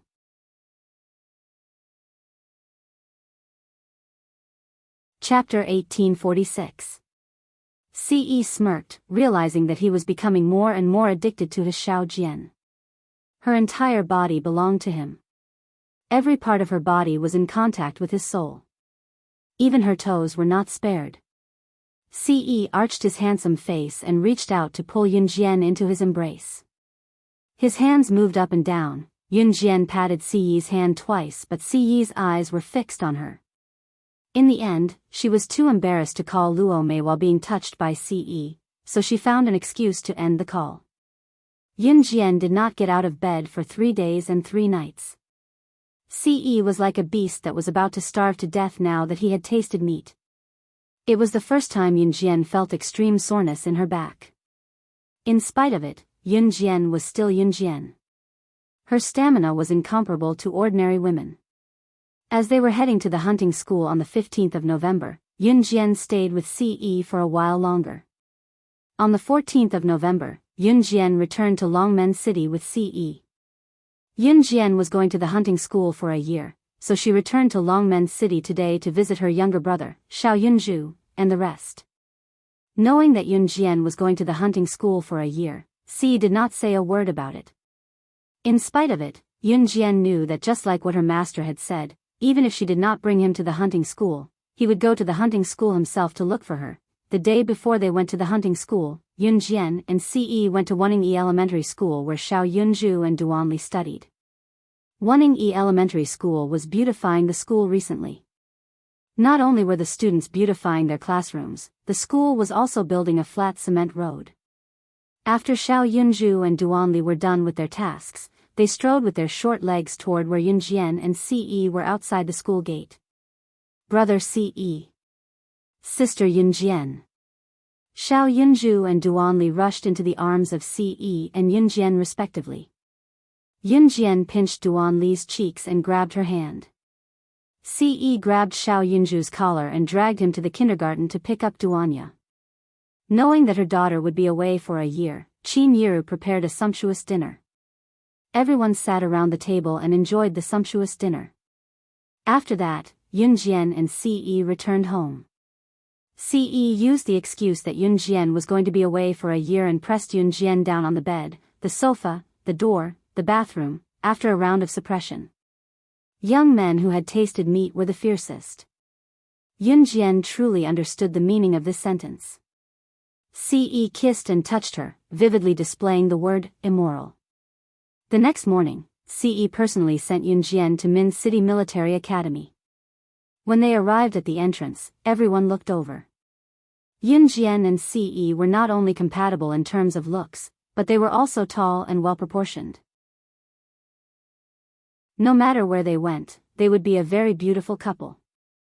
Therefore, they attracted the attention of a large group of students around Min City Military Academy. Yun Jian did not enter the school because she had already seen Yu Xiaoluo's car parked there. Ce grabbed Yun Jian's hand and led her forward in 2 or 3 steps by Ce. Yun Jian, you're here. Hurry up and get in the car. Get ready to go. Yu Xiaoluo waved at Yun Jian when he saw Yun Jian. There were a few military academy instructors standing beside Yu Xiaoluo. They were obviously there to send them off. Yun Jian could see that Yu Xiaoluo's jeep was already filled with the 2nd and 3rd place Special Forces soldiers from the previous selection competition. After hearing Yu Xiaoluo's words, Yun Jian nodded. However, before Yun Jian could get into the car, Yu Xiaoluo suddenly saw that there were red patches on Yun Jian's neck. He asked, Yun Jian, what happened to your neck? Were you bitten by a mosquito? Why did the mosquito bite your neck in the shape of a mouth? Are you okay? It's not good if the mosquito is poisonous. Do you want to go to the hospital? Yu Xiaoluo glanced at Yun Jian worriedly as he said this. Yun Jian's face turned red when she heard this. Unexpectedly, just as Yu Xiaoluo finished speaking, Ce suddenly grabbed Yun Jian's hand and pulled Yun Jian to his side. Then, he used a cold tone to declare his sovereignty over Yu Xiaoluo. Chapter 1847. Ce was truly shameless. It was natural for him to be lewd in front of Yun Jian, but he always wore a cold and expressionless face when declaring his sovereignty in front of outsiders. Even Yu Xiaoluo blushed when he said that, but Ce did not look embarrassed at all. Yun Jian wished she could find a hole to crawl into. Instructor, we can go now. I'm fine. Yun Jian tugged at the corner of her lips, trying to change the topic. In spite of it, Ce's grip on her hand was tight as Ce spoke to Yu Xiaoluo shamelessly. Cough, cough, cough. Even Yu Xiaoluo's ears were red as he coughed a few times to express his awkwardness. He had seen the redness on Yun Jian's neck all of a sudden and was afraid that she was bitten by something or had an allergic reaction. He was worried that Yun Jian's ability would be affected if she was sent to the hunting school. Never had Yu Xiaoluo imagined that it was left behind after a young couple's love affair. If he had known, he would not have asked even if he was beaten to death. Get in. Yu Xiaoluo turned to look at Yun Jian and told Yun Jian, trying to cover up the awkward atmosphere just now. Yun Jian nodded and was about to ask Ce to let go of her hand when he suddenly spoke. Yu Xiaoluo, who was already on his way to the driver's seat, knocked his head against the door, causing a huge bump to form on his head from the pain. Ce was still holding on to Yu Xiaoluo's hand as he asked, Xiao Jian, does it still hurt there? He had just finished talking about the red strawberry and now he was bringing it up. Even a proper man like Yu Xiaoluo could not help letting his imagination run wild. It doesn't hurt anymore. Let go. Yun Jian's rosy cheeks made Ce reluctant to let her go. It was just a hunting school. It was easy for him to see her. There would be plenty of time for him to take his time. He would make her pregnant with his child. That's right, Ce had been up to some tricks these days. When Ce slept with his Xiao Jian, he never used the condom and penetrated her directly every time. Yun Jian had probably forgotten about the existence of this thing long ago. Yun Jian might be powerful, but she knew nothing about this. As for Ce, he had already read up on such books. Naturally, he was better than Yun Jian, who hadn't done any research. Ce's ultimate goal was obvious. He wanted to stuff a tiny Ce in Xiao Jian's stomach. This is great. Yun Jian finally got into the jeep. Under Ce's watchful gaze, she left the place and parted with Ce for a short while. Ce watched Yun Jian's jeep disappear from his sight before he boarded the private helicopter that Imosen sent to fetch him back to an Hun group and left Longmen City. Nothing had changed. Some things, however, might have changed drastically when Yun Jian returned. Sitting in the jeep, Yun Jian tilted her head to look out of the window with squinted eyes. Cough. I can see that he cares a lot about you, Yun Jian. If it were someone else, puppy love, I definitely wouldn't support it. But if it's you guys, I'll give you my blessings. Young couples like you two can be sweet for the rest of your lives. I'm so envious of you two youngsters. Yu Xiaoluo suddenly spoke to Yun Jian. There was a hint of emotion in his words, making Yun Jian nod slightly. In just a few minutes, they returned to the main topic. Yu Xiaoluo immediately told Yun Jian and the rest of the arrangements.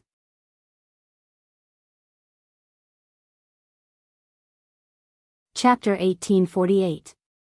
The hunting school had been held many times, and this year, it was already the 19th season. The mortality rate and elimination rate of the hunting school were very high, so it was the burial ground of the special forces. At the same time, it was also the destination of all the special forces in the world. Anyone who graduated from the hunting school was top-notch in terms of strength and military rank. Today, Yun Jian and the rest were not going to the hunting school, but the only 6-star hotel in the world, the 6-star Empire Hotel in Brunei. The 6-star Empire Hotel in Brunei was the only 6-star hotel in the world. It was located in the city of Dubai in the United Arab Emirates. The Empire Hotel was located on the coast 40 minutes away from the airport. It was so large that it exceeded the standards of a hotel. There was a bowling alley, a badminton court, a golf course, a fitness center, a spa, and many other facilities. What was even more exaggerated was that there was a well-decorated theater in the hotel, which played the hottest movies every day. The 6-star Empire Hotel in Brunei had a total area of more than 180 hectares. It was one of the largest resorts in the world. Here, the price of staying at an imperial hotel for a night was scarily low among the upper class. Only 100,000 yuan was needed to enjoy the imperial treatment. If ordinary people heard this, they might faint from shock. It was indeed expensive, but to the rich, this price was nothing. Moreover, they were staying in an imperial suite.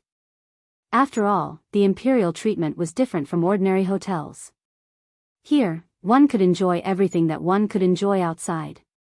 Beauty treatments, dramas, movies, you name it, you could find it here. Of course, the hunting school paid for the members who were about to participate in the hunting school's training. Therefore, after arranging for Yun Jian and the rest to stay here, Yu Xiaoluo returned to country Z.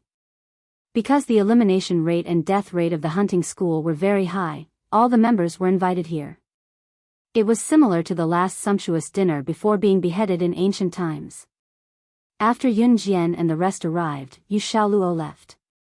The 3 special forces representing country Z walked into the living room of the 6-star Empire Hotel in Brunei. Just the living room alone was magnificent and luxurious. It was so luxurious that people did not dare to breathe. The 2 special forces soldiers who came with Yun Jian were above 40 years old. Therefore, Yun Jian looked a little younger with them. The 2 of them had obviously never stayed in such a luxurious place before, so when they walked into the hall, they didn't know where to stay. Moreover, they didn't even know how to speak this country's language.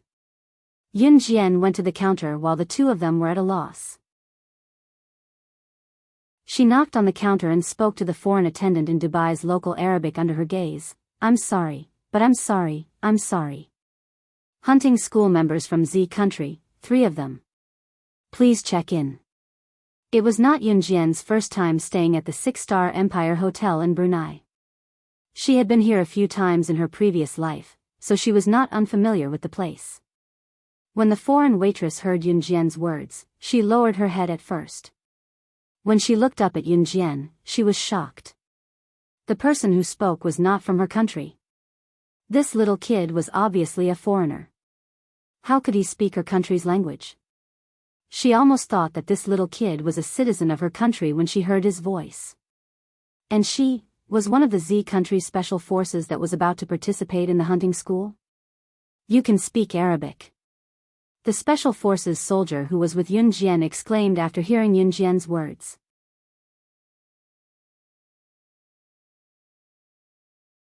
Chapter 1849. The special forces soldier who asked Yun Jian was named Yang Chen. He was born in an ordinary family. Later, he joined the army because of his good physique. He performed well in the army, and he was listed as a 2S wanted criminal with his comrades nearly 10 times. Later on, He even participated in a mission to capture a 3S level wanted criminal, and he barely succeeded. When he was 35 years old, he took part in a special forces training. Although it was not as cruel as the training in the hunting school, it was still very experienced. Yang Chen was 41 years old this year. His strength was equal to his age. He was not old, but he was already one of the best in the army. Seeing that Yun Jian could speak Arabic in Dubai at such a young age, Yang Chen was naturally surprised. The hunting school was located in the tropical jungle of Venezuela. The language spoken in the hunting school was Venezuelan Spanish.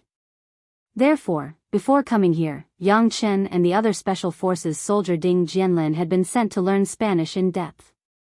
But they did not learn Arabic in Dubai. The world's only 6-star Empire Hotel was located in Dubai, while the hunting school was located in Venezuela. They were two different countries, and they spoke different languages.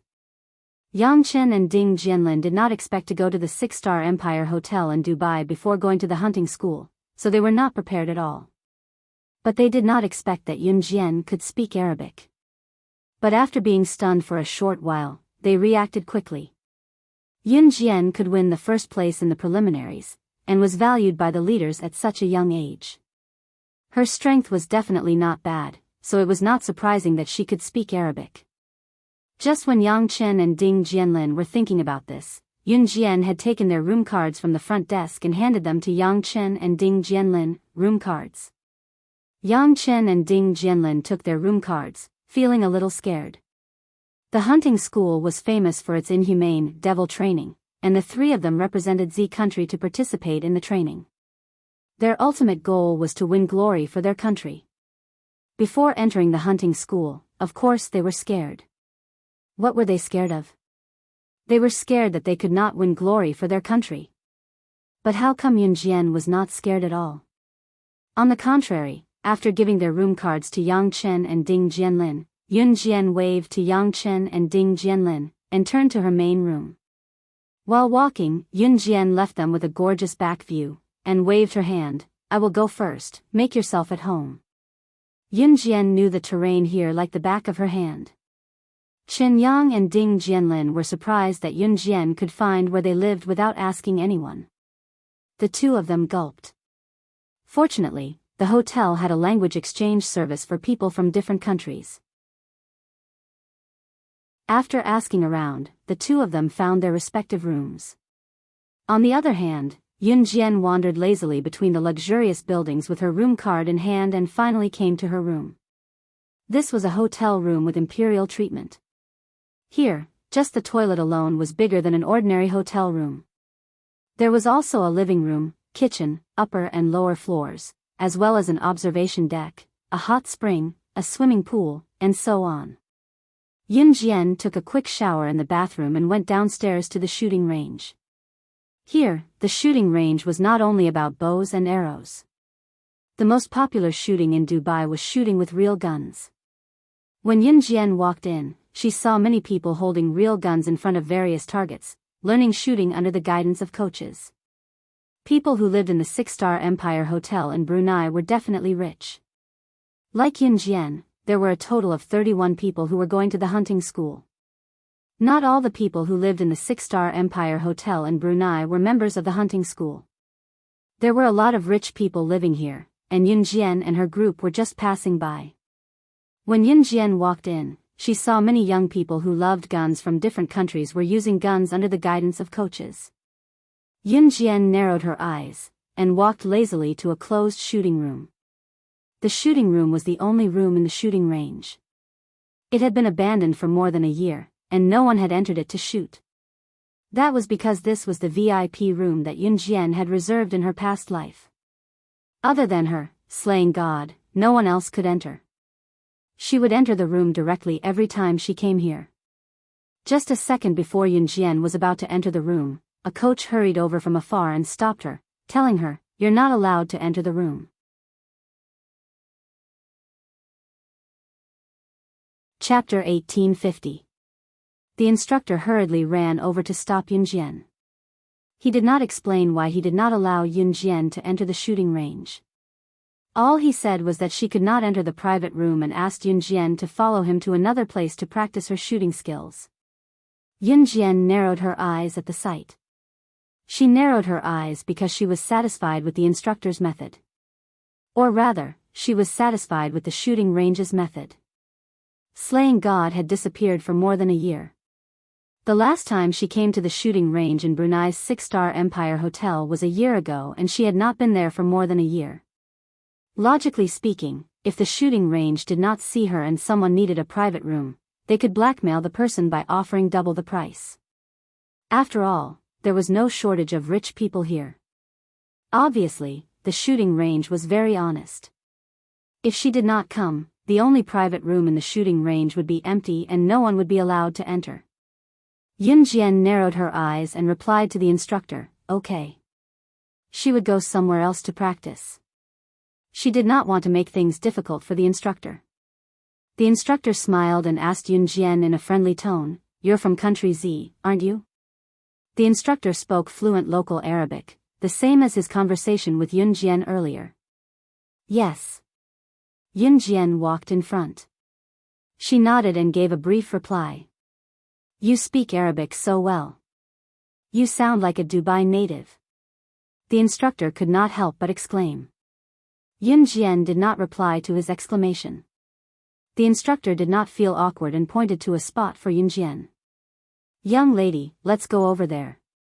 The people near the target are all from country Z.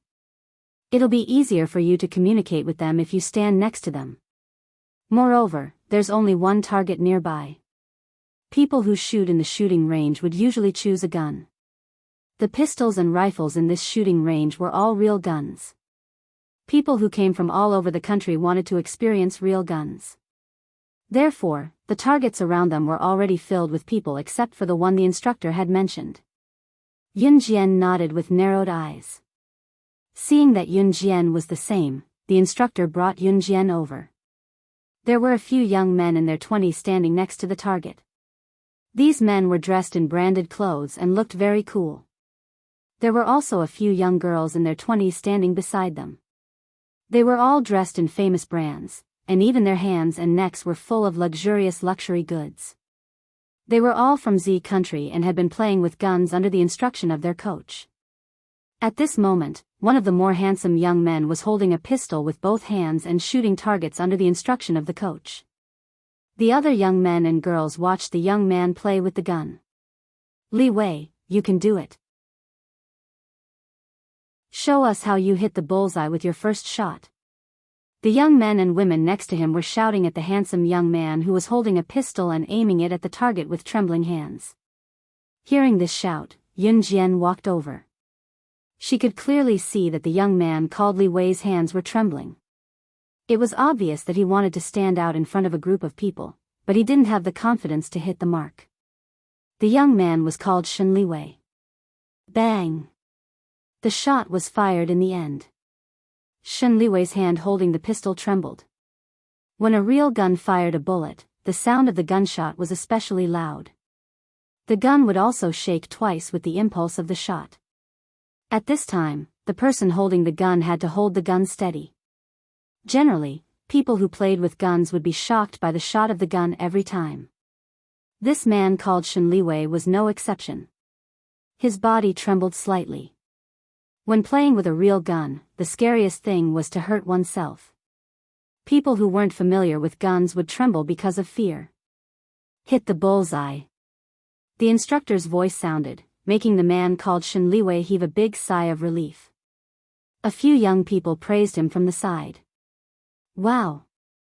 Although it's not the bullseye, it's his first time playing with a gun and he hit the bullseye. Our Li Wei is indeed a gun expert." Just when Shen Li Wei was enjoying the praise from the people around him, he and the people around him suddenly saw a petite and slender figure walking around the crowd.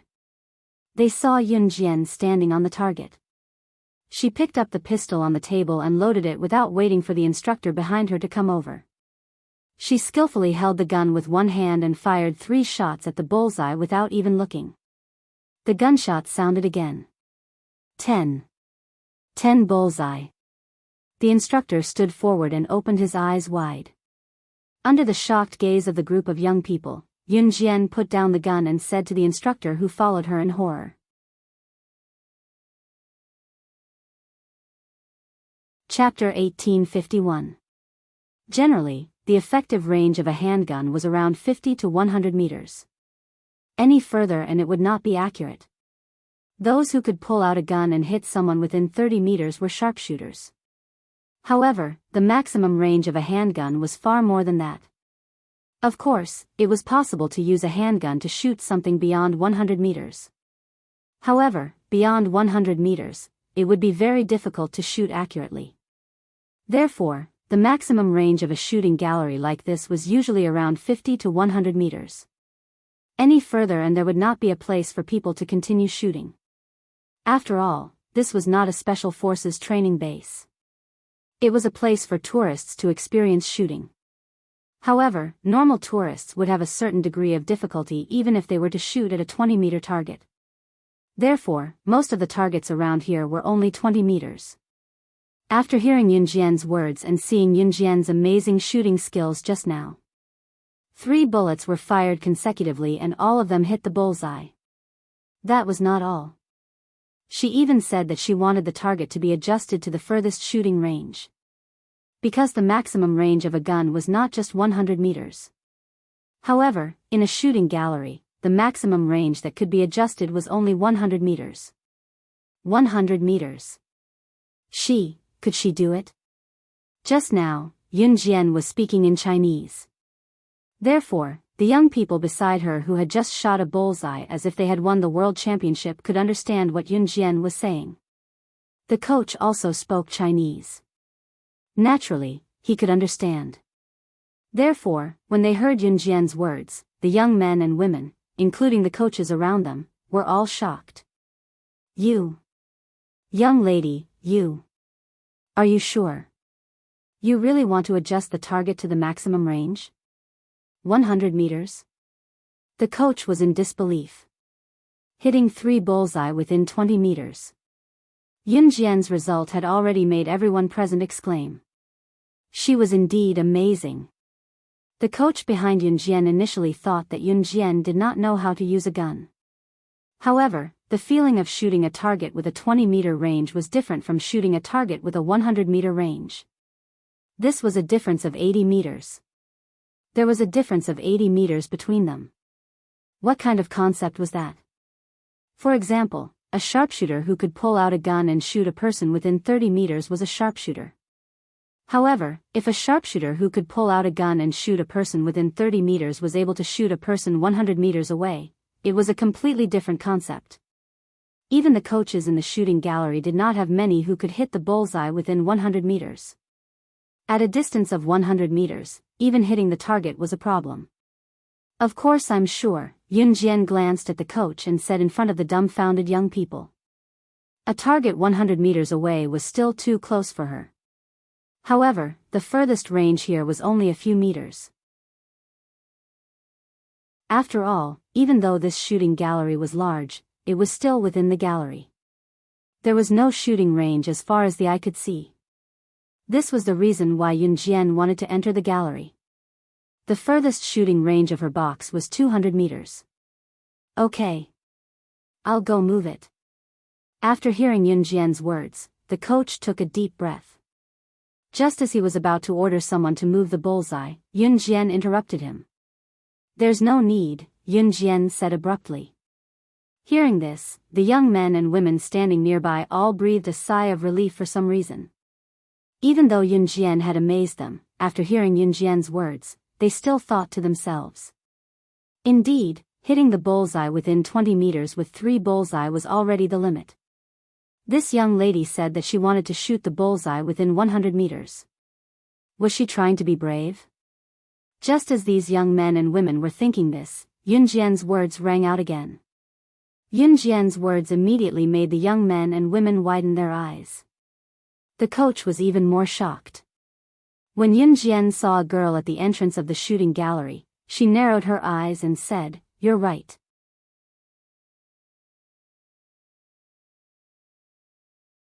Chapter 1852. Yun Jian wasn't bragging, but shooting from 20 meters and 100 meters with a pistol wasn't shooting at all. To her, it was like a child playing house. It wasn't challenging at all. To put it bluntly, to Yun Jian, there was no difference between playing and not playing at all. The effective range of a pistol wasn't far. An ordinary pistol's effective range might only be 50 to 100 meters, but some pistols had a longer range, such as the assault pistol. Of course, the specific range depended on how the person operating the pistol handled their weapon. Yun Jian didn't come to the shooting range to play with pistols. When Yun Jian saw the woman who came in, she waved at the coach and made her way to her. This woman was the person in charge of the shooting range. She was also the god of marksmanship who broke the record for the world's longest sniper rifle. The woman's name was Luo Shi. Seeing Yun Jian walking toward Luo Shi, the coach's heart almost jumped to his head. Luo Shi was the person in charge of their shooting range. Most importantly, Luo Shi was ruthless. If an ordinary person dared to provoke her, Luo Shi's lightest punishment would be to break one of their legs. Note that this was the lightest punishment. Little girl. You. When the coach reacted and wanted to call Yun Jian back, Yun Jian was already in front of Luo Shi. The coach didn't dare to go forward. He covered his face and exclaimed, "Oh my God," in their Dubai Arabic. Then. Who is that woman? Shen Liwei and the others who were standing beside Yun Jian just now were suspicious when they saw Yun Jian walking toward the woman. They asked their coaches about it when they saw how frightened their coaches were. As soon as the question was asked, Shen Liwei and the others' coaches' face instantly changed. Then, under their questioning, he softly said to them, "She's the person in charge of our shooting range, Luo Shi. She's also the terrifying woman who broke the record for the world's longest sniper rifle. She's known as the god of marksmanship.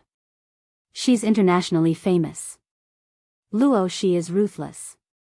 In the past, a coach in our shooting range accidentally provoked her and was shot dead by her on the spot. The people who hung out with Luo Shi were all internationally famous people." The coach's words went without saying.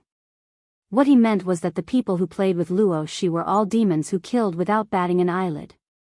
There was no doubt that they were the international leaders of the underworld, the military families, and so on. Therefore, even if Luo Shi killed someone, she wasn't afraid. Because he had a backer. Hearing the coach's words, the young men and women led by Shen Liwei all took a deep breath. Shen Liwei and the others were all young masters and daughters of rich families. Coming out to play this time was purely entertainment for rich people like them. With money, they could go wherever they wanted and play in whichever country they wanted. No one could stop them. However, they were all children of legitimate merchants. Although they were rich, they had never heard of such a dark matter. Thus, at this moment, they were all a little flustered. At this moment, Yun Jian walked over to Luo Shi. She didn't treat Luo Shi with respect like the coach at all. On the contrary, Yun Jian walked directly behind Luo Shi. Before Luo Shi could react, she walked behind Luo Shi and knocked her on the head with a chestnut. This action, the coaches in the distance, including Shen Liwei and the others, were all shocked.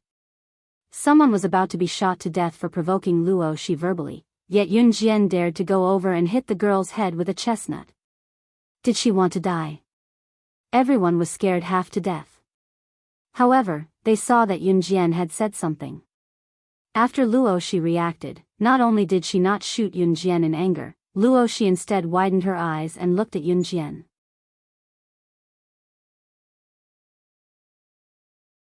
Chapter 1853. Luo Shi turned around under everyone's gaze. Then, just as everyone thought that Luo Shi had been knocked on the head by Yun Jian and was about to fly into a rage, Luo Shi suddenly turned around and gave Yun Jian a bashful smile. The instructors, Shen Liwei, and the others in the distance were shocked again.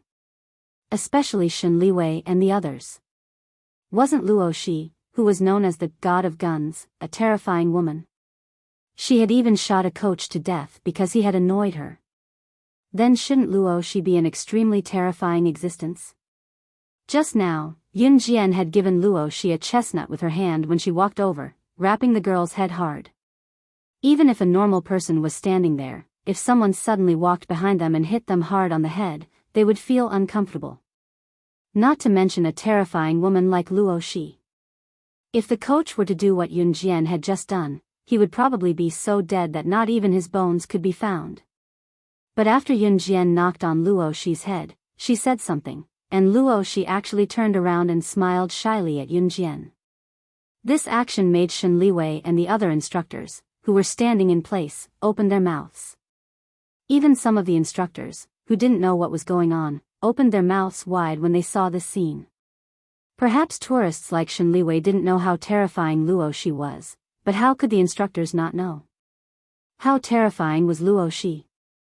The instructors didn't know how to describe this woman's terror with words.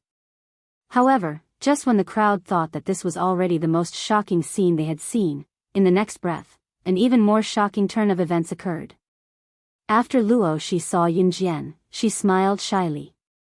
Not only did her unchanging cold face turn into a smile, but she also opened her arms and was about to hug Yun Jian. Luo Shi was already in her 30s, but she looked like she was only in her 20s. Her skin was well maintained, and if she dressed up, no one would doubt that she was in her teens. Similarly, Luo Shi always had a straight face in front of everyone. She never smiled or joked with others.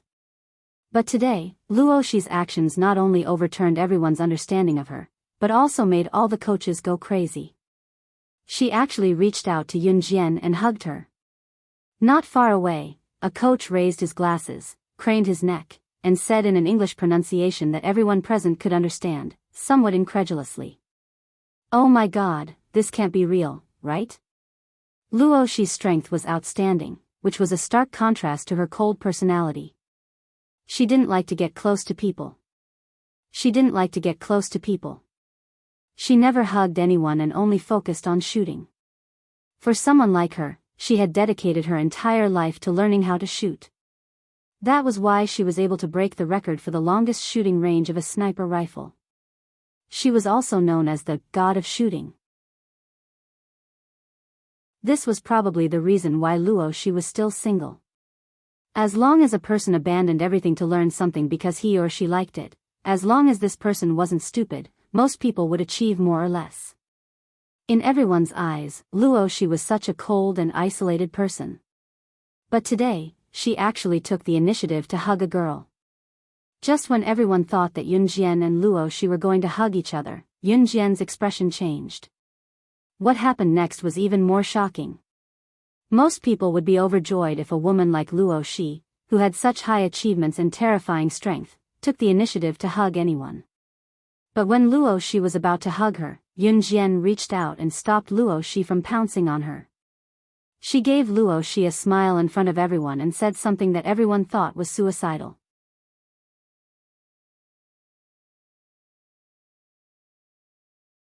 Chapter 1854. Throw. This little girl actually dared to say that she would throw Luo Shi into the manure pit again? Again? It was obvious that Yun Jian and Luo Shi were old acquaintances. Could it be that Luo Shi had been thrown into the manure pit by Yun Jian before? Luo Shi, the person in charge of the shooting range of the 6-star Empire Hotel in Brunei, who once broke the world record for the longest range of a sniper rifle, and who was followed by a group of people who were not international leaders, world leaders, or business politicians. She was actually thrown into the manure pit by a little girl, this. At this moment, not only were the instructors in the distance staring in disbelief, but even Shen Liwei and the group of young people standing next to them, as well as the foreigners around them who could understand Yun Jian's words, were all stunned on the spot. Obviously, Luo Shi's identity was not ordinary. At least many people present knew her. They thought that Luo Shi would be furious after hearing Yun Jian's words, but what did the crowd see in the next second? They saw that after Yun Jian finished speaking, Luo Shi obediently withdrew her hand that was about to hug Yun Jian. Luo Shi was also trembling because of Yun Jian's words, as if she had recalled a terrifying memory. Luo Shi had indeed been thrown into the manure pit by Yun Jian before. The reason was that when the two first met, Luo Shi did not agree with Yun Jian. Later, Yun Jian directly threw her into the manure pit. After being fished out of the manure pit, Luo Shi also thought of taking revenge on Yunjian. As she took revenge, she did not know when Luo Shi and Yunjian started to walk together. And it was the type that would prostrate themselves in front of her. After hearing Yunjian's words, Luo Shi scratched her head and then laughed awkwardly. Huh, how long ago was that? Why bring it up? Her face. Her face. She still did not give her any face as usual. Let's go. Let's go snipe 2 more times. If you lose, you'll have to treat us. Luo Shi said as she led Yunjian away. This kind of carefree attitude was something that no one present had ever seen before. These coaches had never seen Luo Shi be so polite to anyone, so they all opened their mouths. Shen Liwei, who had just fired a shot and hit the 9th ring, was bragged about by his friend as if he had become a world champion. He smiled awkwardly. Then Shen Liwei and his friend heard the coach standing next to them mutter to himself and sigh. The person in charge of our shooting range, Luo Shi, has never been so polite to anyone before. Who exactly is that little girl? It was already evening when they returned from Luo Shi's private outdoor shooting range. After 30 rounds of sniper rifle shooting, Luo Shi's score was 0-30 compared to Yunjian's. Luo Shi had been thrown into a cesspool by Yunjian and had lost all her face. The reason why she had become friends with Yunjian was because of Yunjian's amazing marksmanship. She, Luo Shi, was someone who had once broken a world record. In the hands of Yunjian, it was like an elephant playing with a turtle. There was no comparison at all. It was also because Luo Shi respected the strong that she had turned hostility into friendship and turned her enemy into a friend. The restaurant of the 6-star Empire Hotel in Brunei was dazzling and very luxurious. Usually, when it was time to eat, there would be a professional international chef cooking here. As long as they stayed in the hotel, they could eat and drink for free for a day. Yunjian stepped into the restaurant alone. After receiving the notice, the people from the hunting school would stay in the restaurant after dinner for people from different countries to get to know each other. Before dinner, they would eat separately. So Yunjian came for dinner. Not long after she stepped into the endless restaurant building, a surprised voice came from behind. It's you. Yunjian turned her head and saw a group of 6 or 7 young men and girls led by Shen Liwei walking over. The one who spoke was Shen Liwei. The moment Shen Liwei saw Yunjian, he was ecstatic. He strode forward and stood in front of Yunjian as if they were familiar with each other. He stretched out his hand to Yunjian.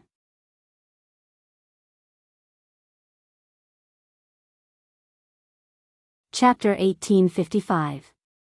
Shen Liwei was the child of a rich family, which meant that he was a young master. He usually liked to show off in front of the girls. The young masters of rich families usually placed a lot of importance on their own face. For rich people like them, face was the most important thing.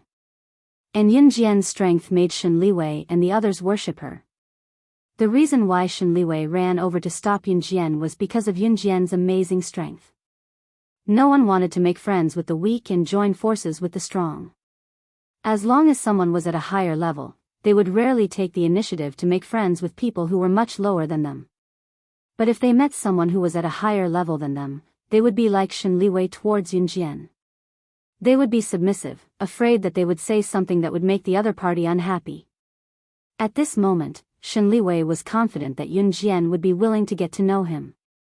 However, Yunjian, who was standing in front of Shen Liwei, only glanced at him slightly. Seeing Yunjian glance at him, Shen Liwei realized that Yunjian didn't seem to like shaking hands with people.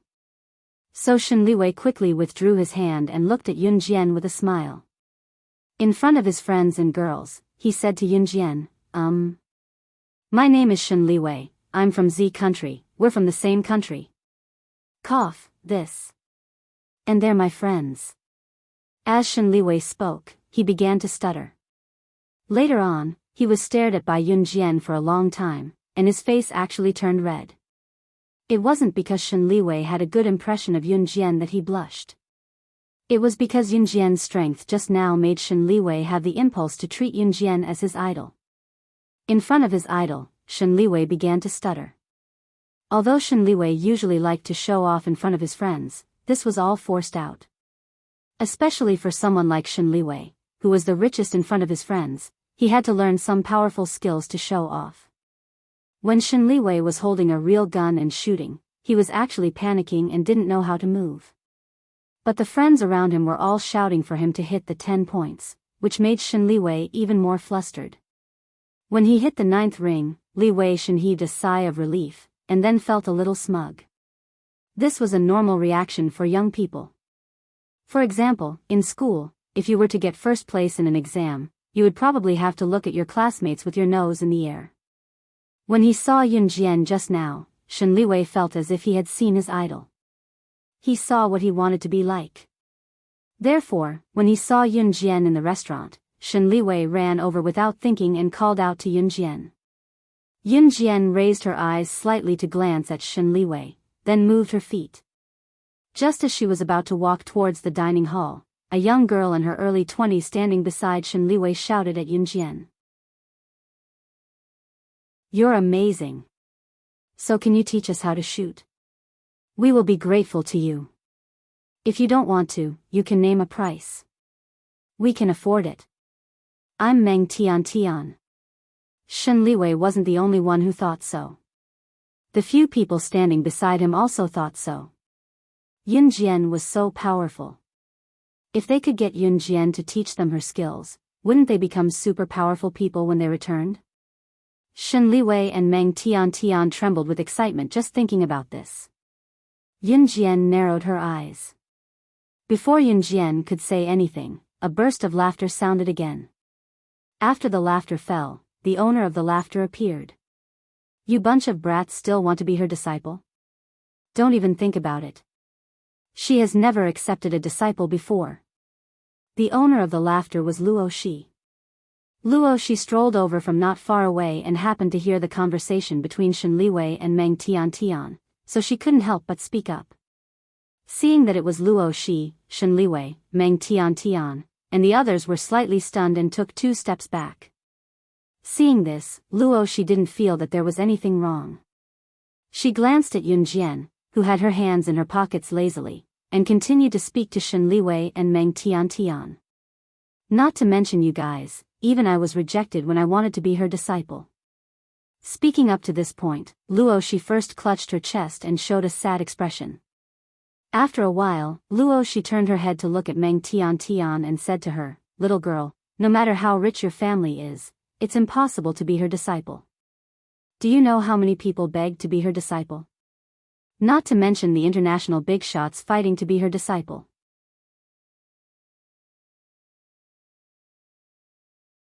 Chapter 1856. As soon as Luo Shi said that, Meng Tian, the girl who had asked Yun Jian to name a price to learn Yun Jian's skills, was dumbfounded.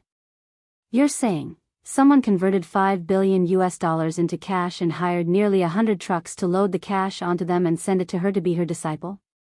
Luo Shi's words made Shen Liwei's jaw drop. Disbelief was written all over his face, but Shen Liwei still blurted out the seemingly impossible words with a shudder. Meng Tian was stunned as well. She had just asked Yun Jian to name a price. Her family did not have that much money. That's right. The scene back then was sensational. I've never seen such a sensational scene in my life.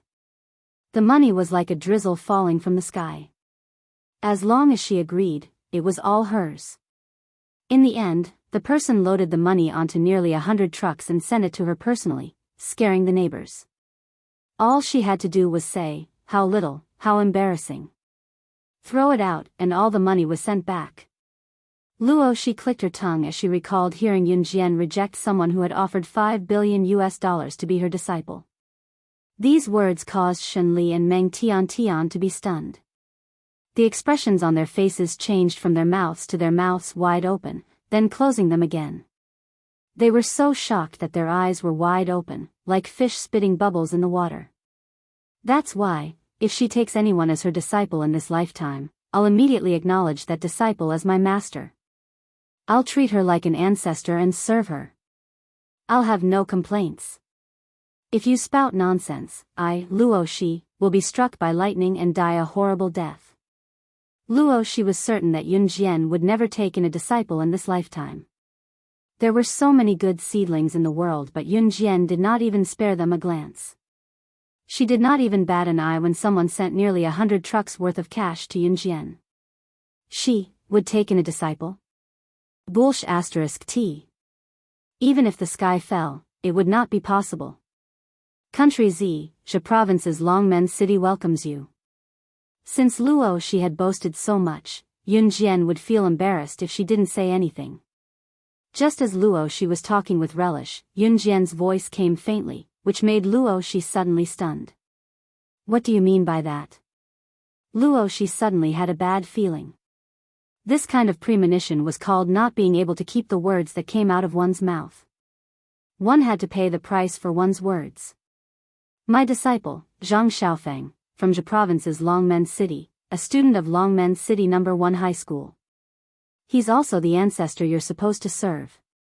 Yun Jian's words suddenly rang out. Her tone was flat, but it stirred up the emotions of Luo Shi and everyone present. Yun Jian had already accepted a disciple? Although Shen Li Wei and Meng Tian were surprised, they were not as shocked as Luo Shi, who had just made some kind of oath. Luo Shi knew that it was even more inconceivable for Yun Jian to accept a disciple than for a person to eat *t for food. But this Yun Jian, she actually. Did he take in a disciple? Are you kidding me? You've really accepted a disciple? Luo Shi turned her gaze to Yun Jian in disbelief. Yun Jian nodded and smirked, turning to Luo Shi and joking, your ancestor is in country Z's Zhe Province's Longmen City. Don't forget. With that, Yun Jian stepped into the restaurant. Her long legs and the view of her back with the golden ratio made the people who stood where they were gasp. This doesn't make sense. This. Luo Shi shook her head and ran into the restaurant with Yun Jian in disbelief. Shen Li Wei, Meng Tian, and the rest who were left behind gulped and followed them into the restaurant. Inside the restaurant. The restaurant was a buffet, so one could take as much as one wanted. Yun Jian took 7 to 8 plates of dishes and placed them in front of her. She sat down leisurely and tasted them slowly. You're eating so much. Luo Shi took a few dishes and sat opposite Yun Jian. Looking at the plates in front of Yun Jian and the ones in front of her, she could not help grumbling.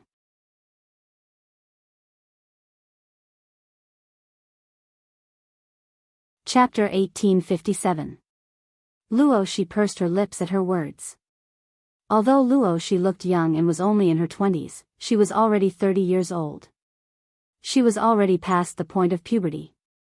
Luo Shi was at the age where she would gain weight easily, so she had to maintain her slim figure.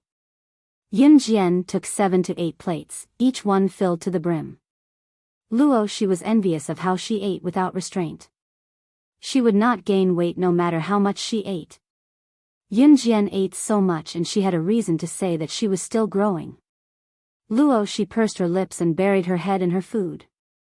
Right, what are you doing in Dubai this time? For fun. Coming to Brunei's 6-star Empire Hotel was indeed for fun. Yun Jian smirked faintly. Alright, I won't ask you. I won't get anything out of you even if I did, Luo Shi said with a twitch of her lips. Don't forget that your ancestor is in Longmen City, Yun Jian reminded Luo Shi as she finished 3 to 4 plates of food in no time. Luo Shi was speechless. I'm sorry, I won't spout nonsense anymore. And Han Group's headquarters. After Yun Jian left last time, everything in An Han Group returned to normal. Lin Wei was still training assassins in An Han Group's assassin training camp. Shuang was bullying Si Luo more and more now. One day, he even pinned Si Luo to the foot of the bed and nibbled on her for half an hour, saying that he was helping her avoid scumbags in the future. Si Luo was still young and did not know what this meant. She was bullied by Shuang for half a year. Other than being a little afraid of the scar on Shuaying's neck, Si Luo did not mind Shuang touching her. Si Luo was naive and did not even know what it meant for a man to kiss her. Si Luo had been in An Han Group for quite some time. Luo Mei had just been abducted by Mo Sun and was unfamiliar with the place. Now that Yun Jian had left, she did not even dare to step out of the house. The men and women in an Hun group were all ferocious. Once, Luo Mei was surrounded by them when she went out for a stroll. They almost raped her, but Mo Sen arrived in time. The group was shot dead by Mo Sen on the spot. Luo Berry was so scared that her face turned green. After that, she didn't dare to go out. Somehow, Luo Berry got to know Si Luo. After the two of them got to know each other, they kept in touch every day. Rockberry did not live with Mawson. Mawson was very gentlemanly in this regard. He arranged an independent residence for her, but secretly protected her. On the other hand, Si Luo was tied up by Shuang. After the two of them got to know each other, they quickly became good friends. Every time, Si Luo would go and look for Luo Berry. In the end, Si Luo decided not to go back and slept with Luo Berry. The two of them were extremely intimate. Shuang was so angry that he resisted the urge to look for Si Luo. That day, Si Luo went to play with Lockberry again. As they chatted, Si Luo mentioned how Shuang used his lips to kiss her lips every time they met. Sometimes, he even touched her body. Si Luo was as innocent as a child, and because no one had told her about this since she was young, she had no idea what Shuang was trying to do. However, Luo Mei's expression changed after hearing Si Luo's words. What? He actually treated you like that? You're a girl. If other people find out about this, how are you going to get married? Luo Mei's words made Si Luo's innocent heart skip a beat. Huh? Then what should I do? Sister Luo Mei, can I sleep with you from now on? Si Luo panicked and stared at Luo Mei. Of course you can. I never thought that there would be such a shameless man in this world. You can sleep with me from now on. Luo Mei held Si Luo's hand and comforted him.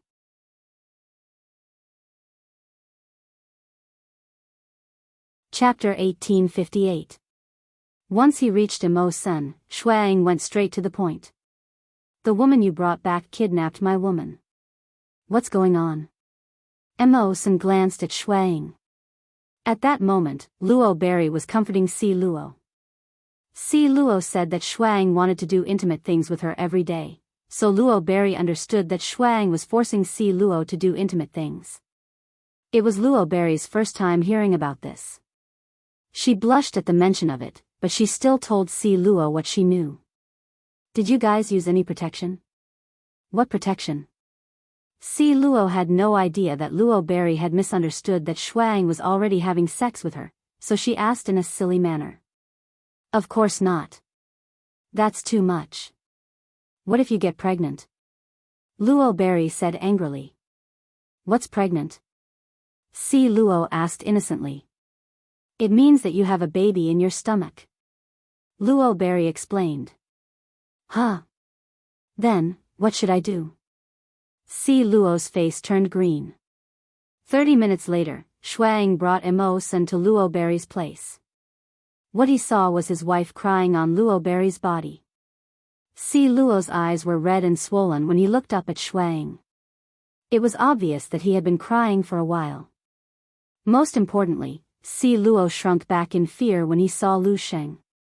Si Luo was no longer afraid of him, but he shrunk back again. Shuang almost vomited blood when he saw this. He walked over and grabbed Si Luo's hand, dragging him out. Don't touch me. I don't want a baby. Si Luo shrunk back into Luo Berry's body. Shuang was speechless. Although he had bad intentions, he hadn't done it to her yet. How could he have a baby? Yun Jian didn't know what happened in an Hun organization. At that moment, Yun Jian had already finished 7 to 8 plates of food on her table. Are you pregnant? Eating so much. Yun Jian picked up a glass of water from the table. Just as she swallowed the water, Luo Shi suddenly teased her. After hearing this, Yun Jian spat out the water in her mouth. Fortunately, the food on the table had been swept clean, and the water did not splash on Luo Shi, but Luo Shi was still shocked. Yun Jian took out a tissue and wiped her mouth as if nothing had happened, but her face was slightly red. When he did it with her, he really didn't use any protection. Don't tell me I really got it? He only had sex with her a few hundred times. Cough, cough. After dinner, Luo she had something to do and left first. Yun Jian stood in the dining room and didn't leave. Shen Liwei and the others saw her and walked over. Shen Liwei and the others had just walked over when they saw a group of people entering the restaurant. Yun Jian narrowed her eyes when the group of people entered. The man in the lead only had one eye, and the other was a bloody mess. It looked like he had been blinded by a knife. It had been many years, but it still looked terrifying. This person could be recognized by his appearance. He was the person in charge of the hunting school, Jamil. When Jamil appeared, the surroundings quickly quieted down. Without a doubt, the people behind Jamil were all talents from various countries who were about to head to the hunting school. Elites. That's the person in charge of the hunting school, Jamil. A man standing beside Shen Liwei quickly recognized Jamil and exclaimed. Seeing this, Shen Liwei and Meng Tian looked over in fear and curiosity. Aren't you curious? Should we stand in front and take a look? I heard that those people are the most powerful elites from various countries in the world. They're all important people who are going to the hunting school. Shen Liwei stood beside Yun Jian and explained the situation to Yun Jian. How can a little girl understand if you explain it to her like that? It's enough for us men to talk to men. As for women, they can just stay at home and be good wives and mothers. They have nothing to do with it. Look at the elites who are about to head to the hunting school. Are there any women? That's why I said that women are useless. How can there be any women among the elites of various countries? That's impossible. Shen Liwei had just excitedly introduced to Yun Jian when a middle-aged man standing beside Shen Liwei and the others said to Shen Liwei in a disdainful voice. These words were not only directed at Yun Jian, but also Yun Jian. The middle-aged man had just finished speaking to Shen Liwei and then turned his head to look at the group of people led by Jamil. He saw that the petite figure that he had looked down on earlier was walking towards Jamil in front of the middle-aged man, Shen Liwei, and the others, as well as everyone else present.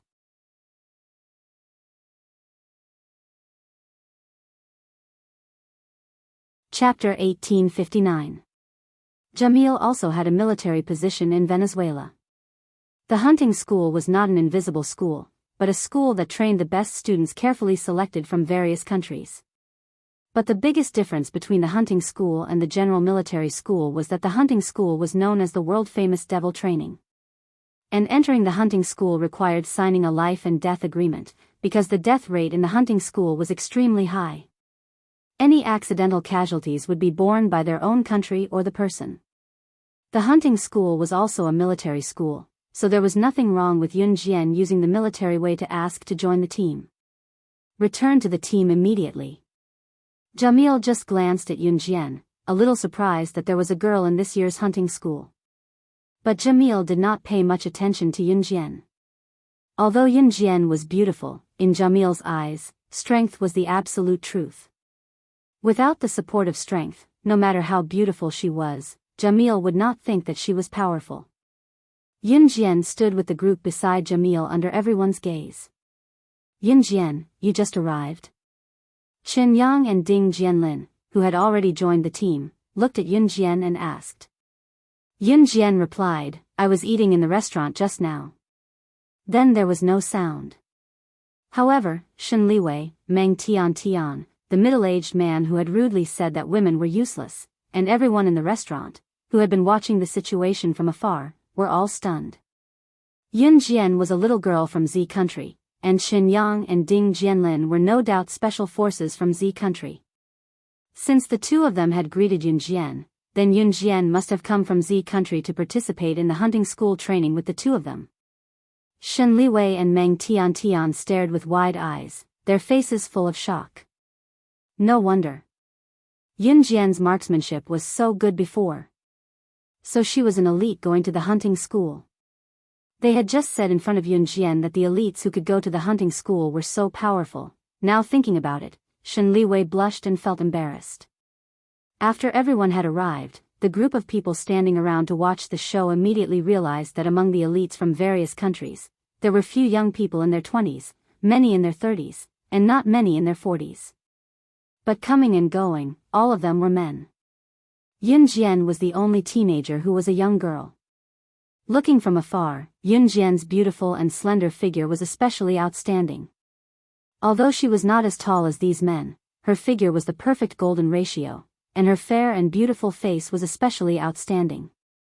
In terms of gender and age, Yun Jian was even more outstanding. At this moment, Jamil spoke to Yun Jian and the others. Before coming here, you should know the rules of our hunting school. You must sign a life and death waiver.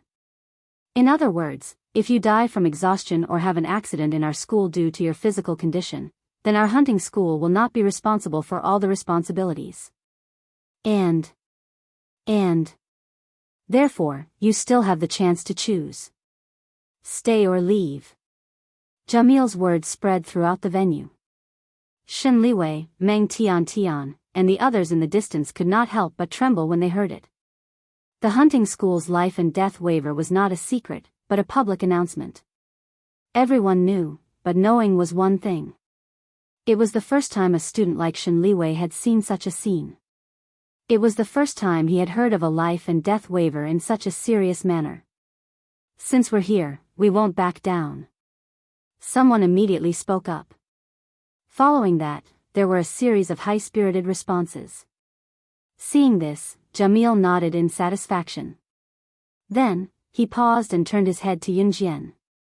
Jamil said to Yun Jian solemnly, "In our hunting school, there is no difference between men and women. There is no age difference, so we will not show mercy to you. You have to think carefully." It was not that Jamil despised Yun Jian, he was just reminding her out of kindness. As soon as these words were said, everyone's gaze fell on Yun Jian. A female student had entered the hunting school. This was something that had never happened in the past few years, and the other party was an underage girl. Naturally, the focus was higher than ordinary people. At this moment, Yun Jian raised her head and looked into Jamil's eyes in front of everyone. She pursed her red lips and suddenly curled up. She said something that shocked Jamil. "Your hunting school can train me 10 or 100 times more than ordinary special forces soldiers."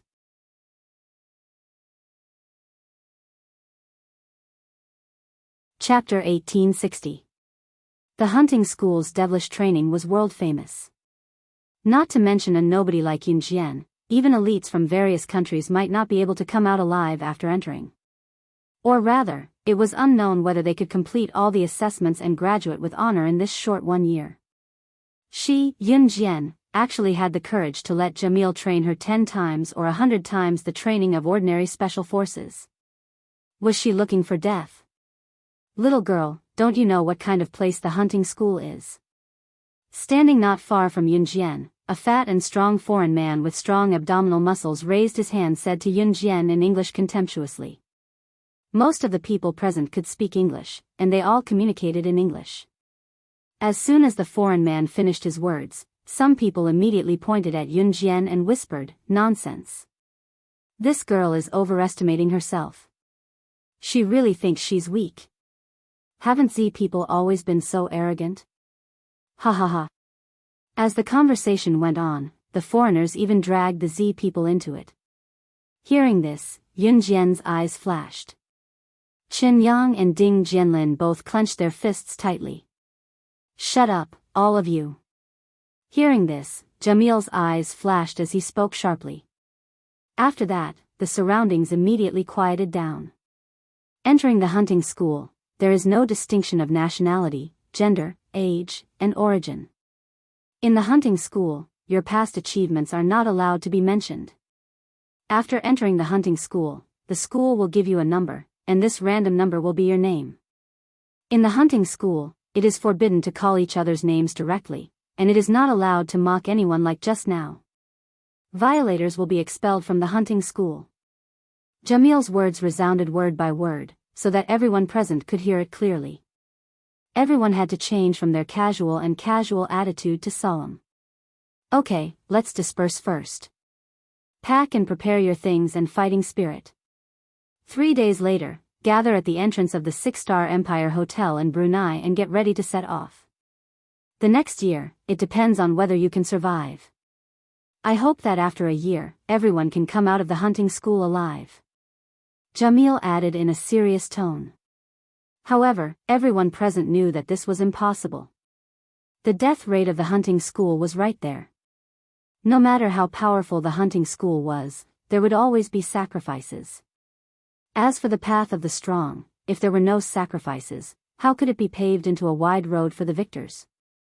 And Hun's headquarters. Just as Shuang was about to drag Si Luo away, Si Luo suddenly said, "Don't touch me, sob sob, I don't want to have a baby, sob sob sob." This made Shuang, who had always been against Si Luo and Luo Berry playing together every day and even sleeping together, speechless. When had he ever done anything to her that would make her pregnant? This is a lawful society. Even if this isn't country Z, you can't treat Si Luo like this. She's very pitiful, just like a child. Don't bully her just because she doesn't know anything. You're committing a crime. At this moment, Luo Berry's words suddenly rang out. Luo Berry's words were directed at Shuang. To put it bluntly, Luo Berry thought that Shuang had bullied Si Luo, so Luo Berry wanted to stand up for Si Luo. Committing a crime? Shuang grabbed Si Luo's hand and pulled Si Luo into his arms. He glanced sideways at Luo Berry and revealed a cold smile, as if he had heard the funniest joke in his life. Shuang turned his head and looked at Luo Berry ferociously. "I've bullied many people before. Do you want to try?" Shuang was talking about bullying this time, but it was different from bullying Si Luo. At this moment, Shuang was glaring at Luo Berry fiercely as he roared. Luo Berry was shocked by his roar. Shuang! At this moment, Mo Sen stood in front of Luo Berry and exchanged glances with Shuang. His expression was no less ferocious than Shui Ying's as he roared as well. Shuang took a look and was slightly taken aback. Then, he turned around and dragged Si Luo away. Si Luo, she. Luo Berry couldn't help but speak when she saw that Shuang still took Si Luo away. Luo Berry had just spoken when Mo Sen suddenly grabbed her hand. Mo Sen, who had never looked into Shui Ying's eyes before, pulled her into his embrace and moaned softly.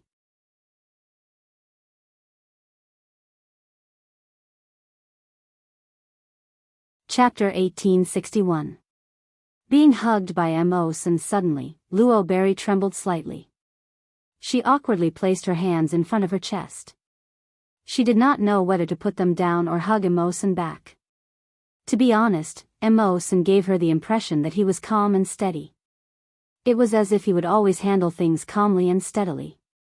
But just now, for her, he actually shouted back at Snow Eagle in such a loud voice. "Did I say something wrong?" Luo Berry lowered her head awkwardly and pursed her red lips. Then, she wanted to push Mo Sen away gently. As she pushed, Luo Berry whispered, "I'm sorry." Luo Berry wanted to push Mo Sen away, but unexpectedly, Mo Sen suddenly hugged her tightly in his arms and hugged her even tighter. "You don't have to apologize to your own people," Mo Sen suddenly said. "Own people?" Mo Sen also said, "Don't meddle in other people's affairs." When these two sentences were put together, it was easy to misunderstand. Could it be that in his heart, she was already one of his own people? Luo Berry shook her head and blushed slightly. She was a little shy. Luo Berry suddenly raised her head. She was about to speak, but unexpectedly, the moment she raised her head, Mo Sen was looking down. The height difference between Luo Berry and Mo Sen was not very big, although Luo Berry was much shorter than Mo. Senator Luo Berry's height could reach Mo Sen's ears by a little. When she raised her head, Luo Berry actually had something to say to Mo Senator unexpectedly. The moment she raised her head, Luo Berry's eyes suddenly met Mo Sen's face, who was looking down at her. All of a sudden, she felt an ice-cold sensation on her lips, as well as the touch of soft lips. In the next breath, Luo Berry's eyes widened. She looked at Imo Sen's face that was magnified countless times in front of her eyes in shock. The moment she raised her head, Imo Sen happened to be looking down. In the unseen world, it was as if there was a red line that was pulling both of them. Luo Berry raised her head. She did not tiptoe and Imo Sen did not bend over. However, Imo Sen lowered his head to look at her. At this moment, Luo Berry suddenly raised her head. She could not stop in time. Her lips and Imo Sen's thin lips were pressed together. Just like that, the first kiss of their lives was gone in a blur. Blood Doll Organization. At this moment, Di Lin was holding Leng Mei down, continuing the 10 days and 10 nights he had promised last time. He was working towards 100 days and 100 nights. Ah. Leader, my waist, I can't take it anymore, I'm so thirsty. Ah. I want to go to the kitchen and get a glass of water. Is that okay? Leng Mei was being pressed onto the floor by Di Lin. Leng Mei held Di Lin with both hands and wanted to move towards the bed. After a while, Leng Mei leaned against the side of the bed and was pinned down by Di Lin. Hearing Leng Mei's words, Di Lin was even more annoyed. Go to the kitchen and get a glass of water? And then left me? This caused Leng Mei to scream continuously. An hour later, Leng Mei lay on Di Lin's chest. She pouted, thinking about how to escape from Di Lin. Although her Di Lin had confessed to her, this made Leng Mei very happy. But after being captured these few days, she was pressed onto the bed by Di Lin every day to do naughty things. Her waist was about to break. I miss playing mahjong with Qin Yu and Gu Nianji. She won every round and could make Qin Yu and Gu Nianji wash her clothes every time. What are you thinking about? Di Lin asked when he saw Leng Mei spacing out. Leng Mei looked afar, not realizing that her leader was asking her something. She opened her red lips and blurted out the words in her heart.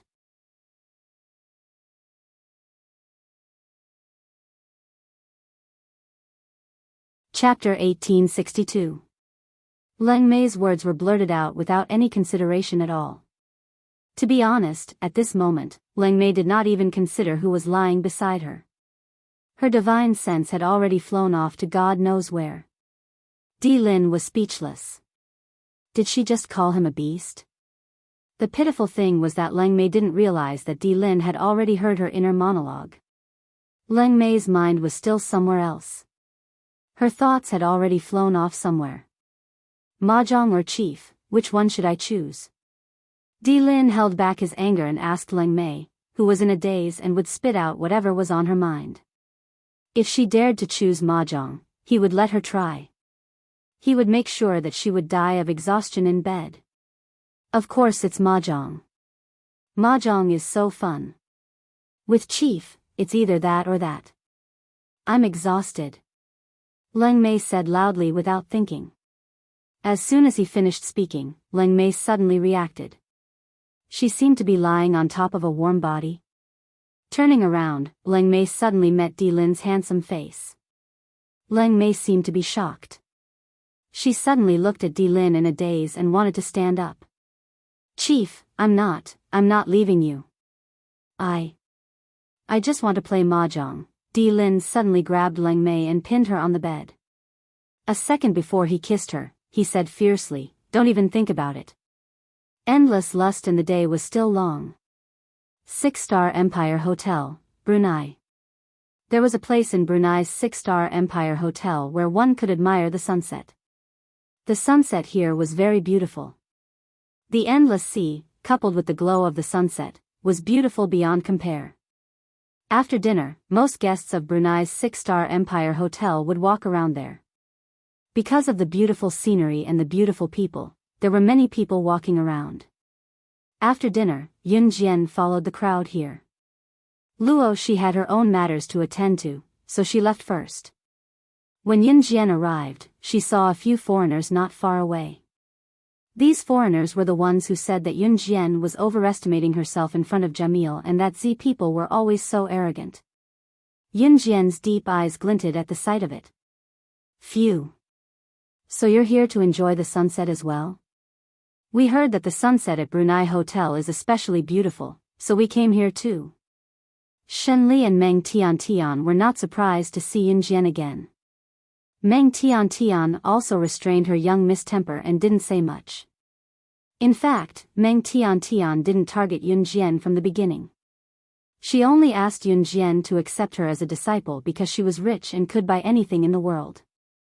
However, after the previous incidents, Meng Tian no longer spoke. What a coincidence. As the night breeze blew, it was slightly chilly by the sea. Yunjian tucked her hair behind her ears and did not ignore Shen Liwei and the others this time, greeting them instead. Hee hee. Shen Liwei and the others laughed. Yo. My Dan, isn't this the girl from Z country? At this moment, the foreigners who said that Yunjian was overestimating herself in front of Jamil and that Z people were always so arrogant walked towards Yunjian. After a while, these people surrounded Yunjian. The strong man who said that Z people were always arrogant and was called My Dan surrounded Yunjian and looked at Yunjian with a mocking gaze. Little girl from Z country, listen up. If you know what's good for you, you'd better leave the hunting school yourself. Otherwise, I can't guarantee that you'll be able to leave the hunting school alive. My Dan saw that there were only a few kids around, so he threatened Yunjian. Yunjian looked into My Dan's eyes. She smiled coldly and suddenly slapped My Dan's face. Facing Yunjian's sudden slap, My Dan didn't have time to react. By the time these people reacted, Yunjian was already a few meters away.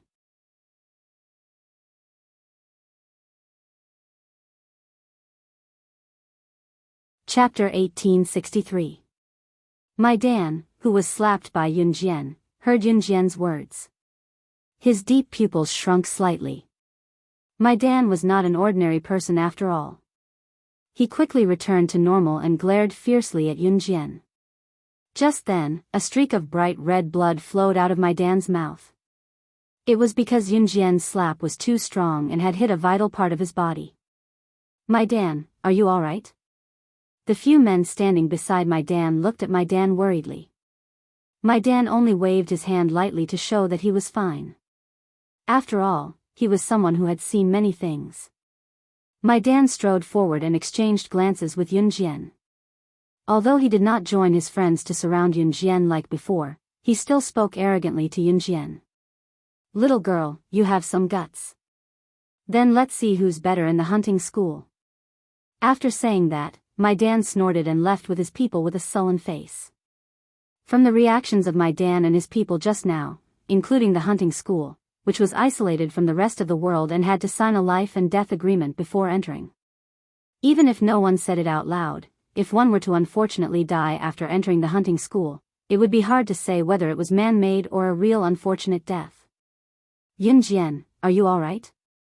Shen Liwei saw that My Dan had left and asked Yunjian worriedly. Do I look like someone who's not all right? Yunjian glanced sideways at Shen Liwei. Which country are they from? This is too brazen, this is too much. Don't tell me they're going to do something to you in the hunting school? Even a rich young lady like Meng Tian realized it. She looked at Yunjian fearfully and said in disbelief. To Meng Tian, who had been protected by her parents since she was young, what happened just now was beyond her imagination and tolerance. Yes. Yunjian did not beat around the bush. Huh. Then what should we do? Meng Tian looked at Yunjian and asked hesitantly, will you die? I won't. This time, Yunjian's reply was very straightforward. After she finished speaking, Yunjian tilted her head slightly and gave a cold smile. She took a big step forward and tilted her body slightly to cast a sidelong glance at Meng Tian. The corners of Yunjian's mouth curled up at just the right moment. She said coldly to Meng Tian and looked straight ahead, as if she already had a plan. That level of strength can't even be considered a threat. Those who are weaker than their opponents would never expose their killing intent in front of their opponents, allowing them to be on guard. He's not qualified. After that, Yun Jian didn't say goodbye to Meng Tian and Shen Liwei. She left the noisy seaside and walked towards a secluded path. They walked along the serene path by the sea. It was a spacious sea just now, but now it was a serene coastal path. Yun Jian enjoyed the sea breeze very much. The wind at night was chilly, but it gave people a dark and natural feeling. Whoosh! At the moment when there was no one around, Yun Jian suddenly felt danger coming towards her. She bent down reflexively and stood up straight sideways. She dodged the sudden attack of 3 knives as fast as she could. Yun Jian's eyes darkened. After she dodged the attack of the 3 knives, her eyes had already scanned the distance and saw a black-robed figure running towards the seaside where Shen Liwei and Meng Tian were. Black robe? Mysterious person. Yun Jian's pupils shrank. She chased after the black-robed figure. Hey, isn't that Yun Jian? She seems to be chasing someone. Shen Liwei and the others, who were standing in the same place just now, didn't leave. Shen Liwei and the others were slightly surprised when they saw Yun Jian chasing after a black-robed figure with a mask on his face and only a pair of eyes exposed. At this moment, Yun Jian had already somersaulted over the black-robed figure and neatly arrived in front of the black-robed figure. She kicked the black-robed figure in the abdomen and kicked him to the ground. Then she strode forward and stomped on the black-robed figure's abdomen in front of everyone. You're tuning in to the Biyao's Wuxia Chronicles YouTube channel. Don't forget to subscribe and join us on this journey to catch the most captivating stories.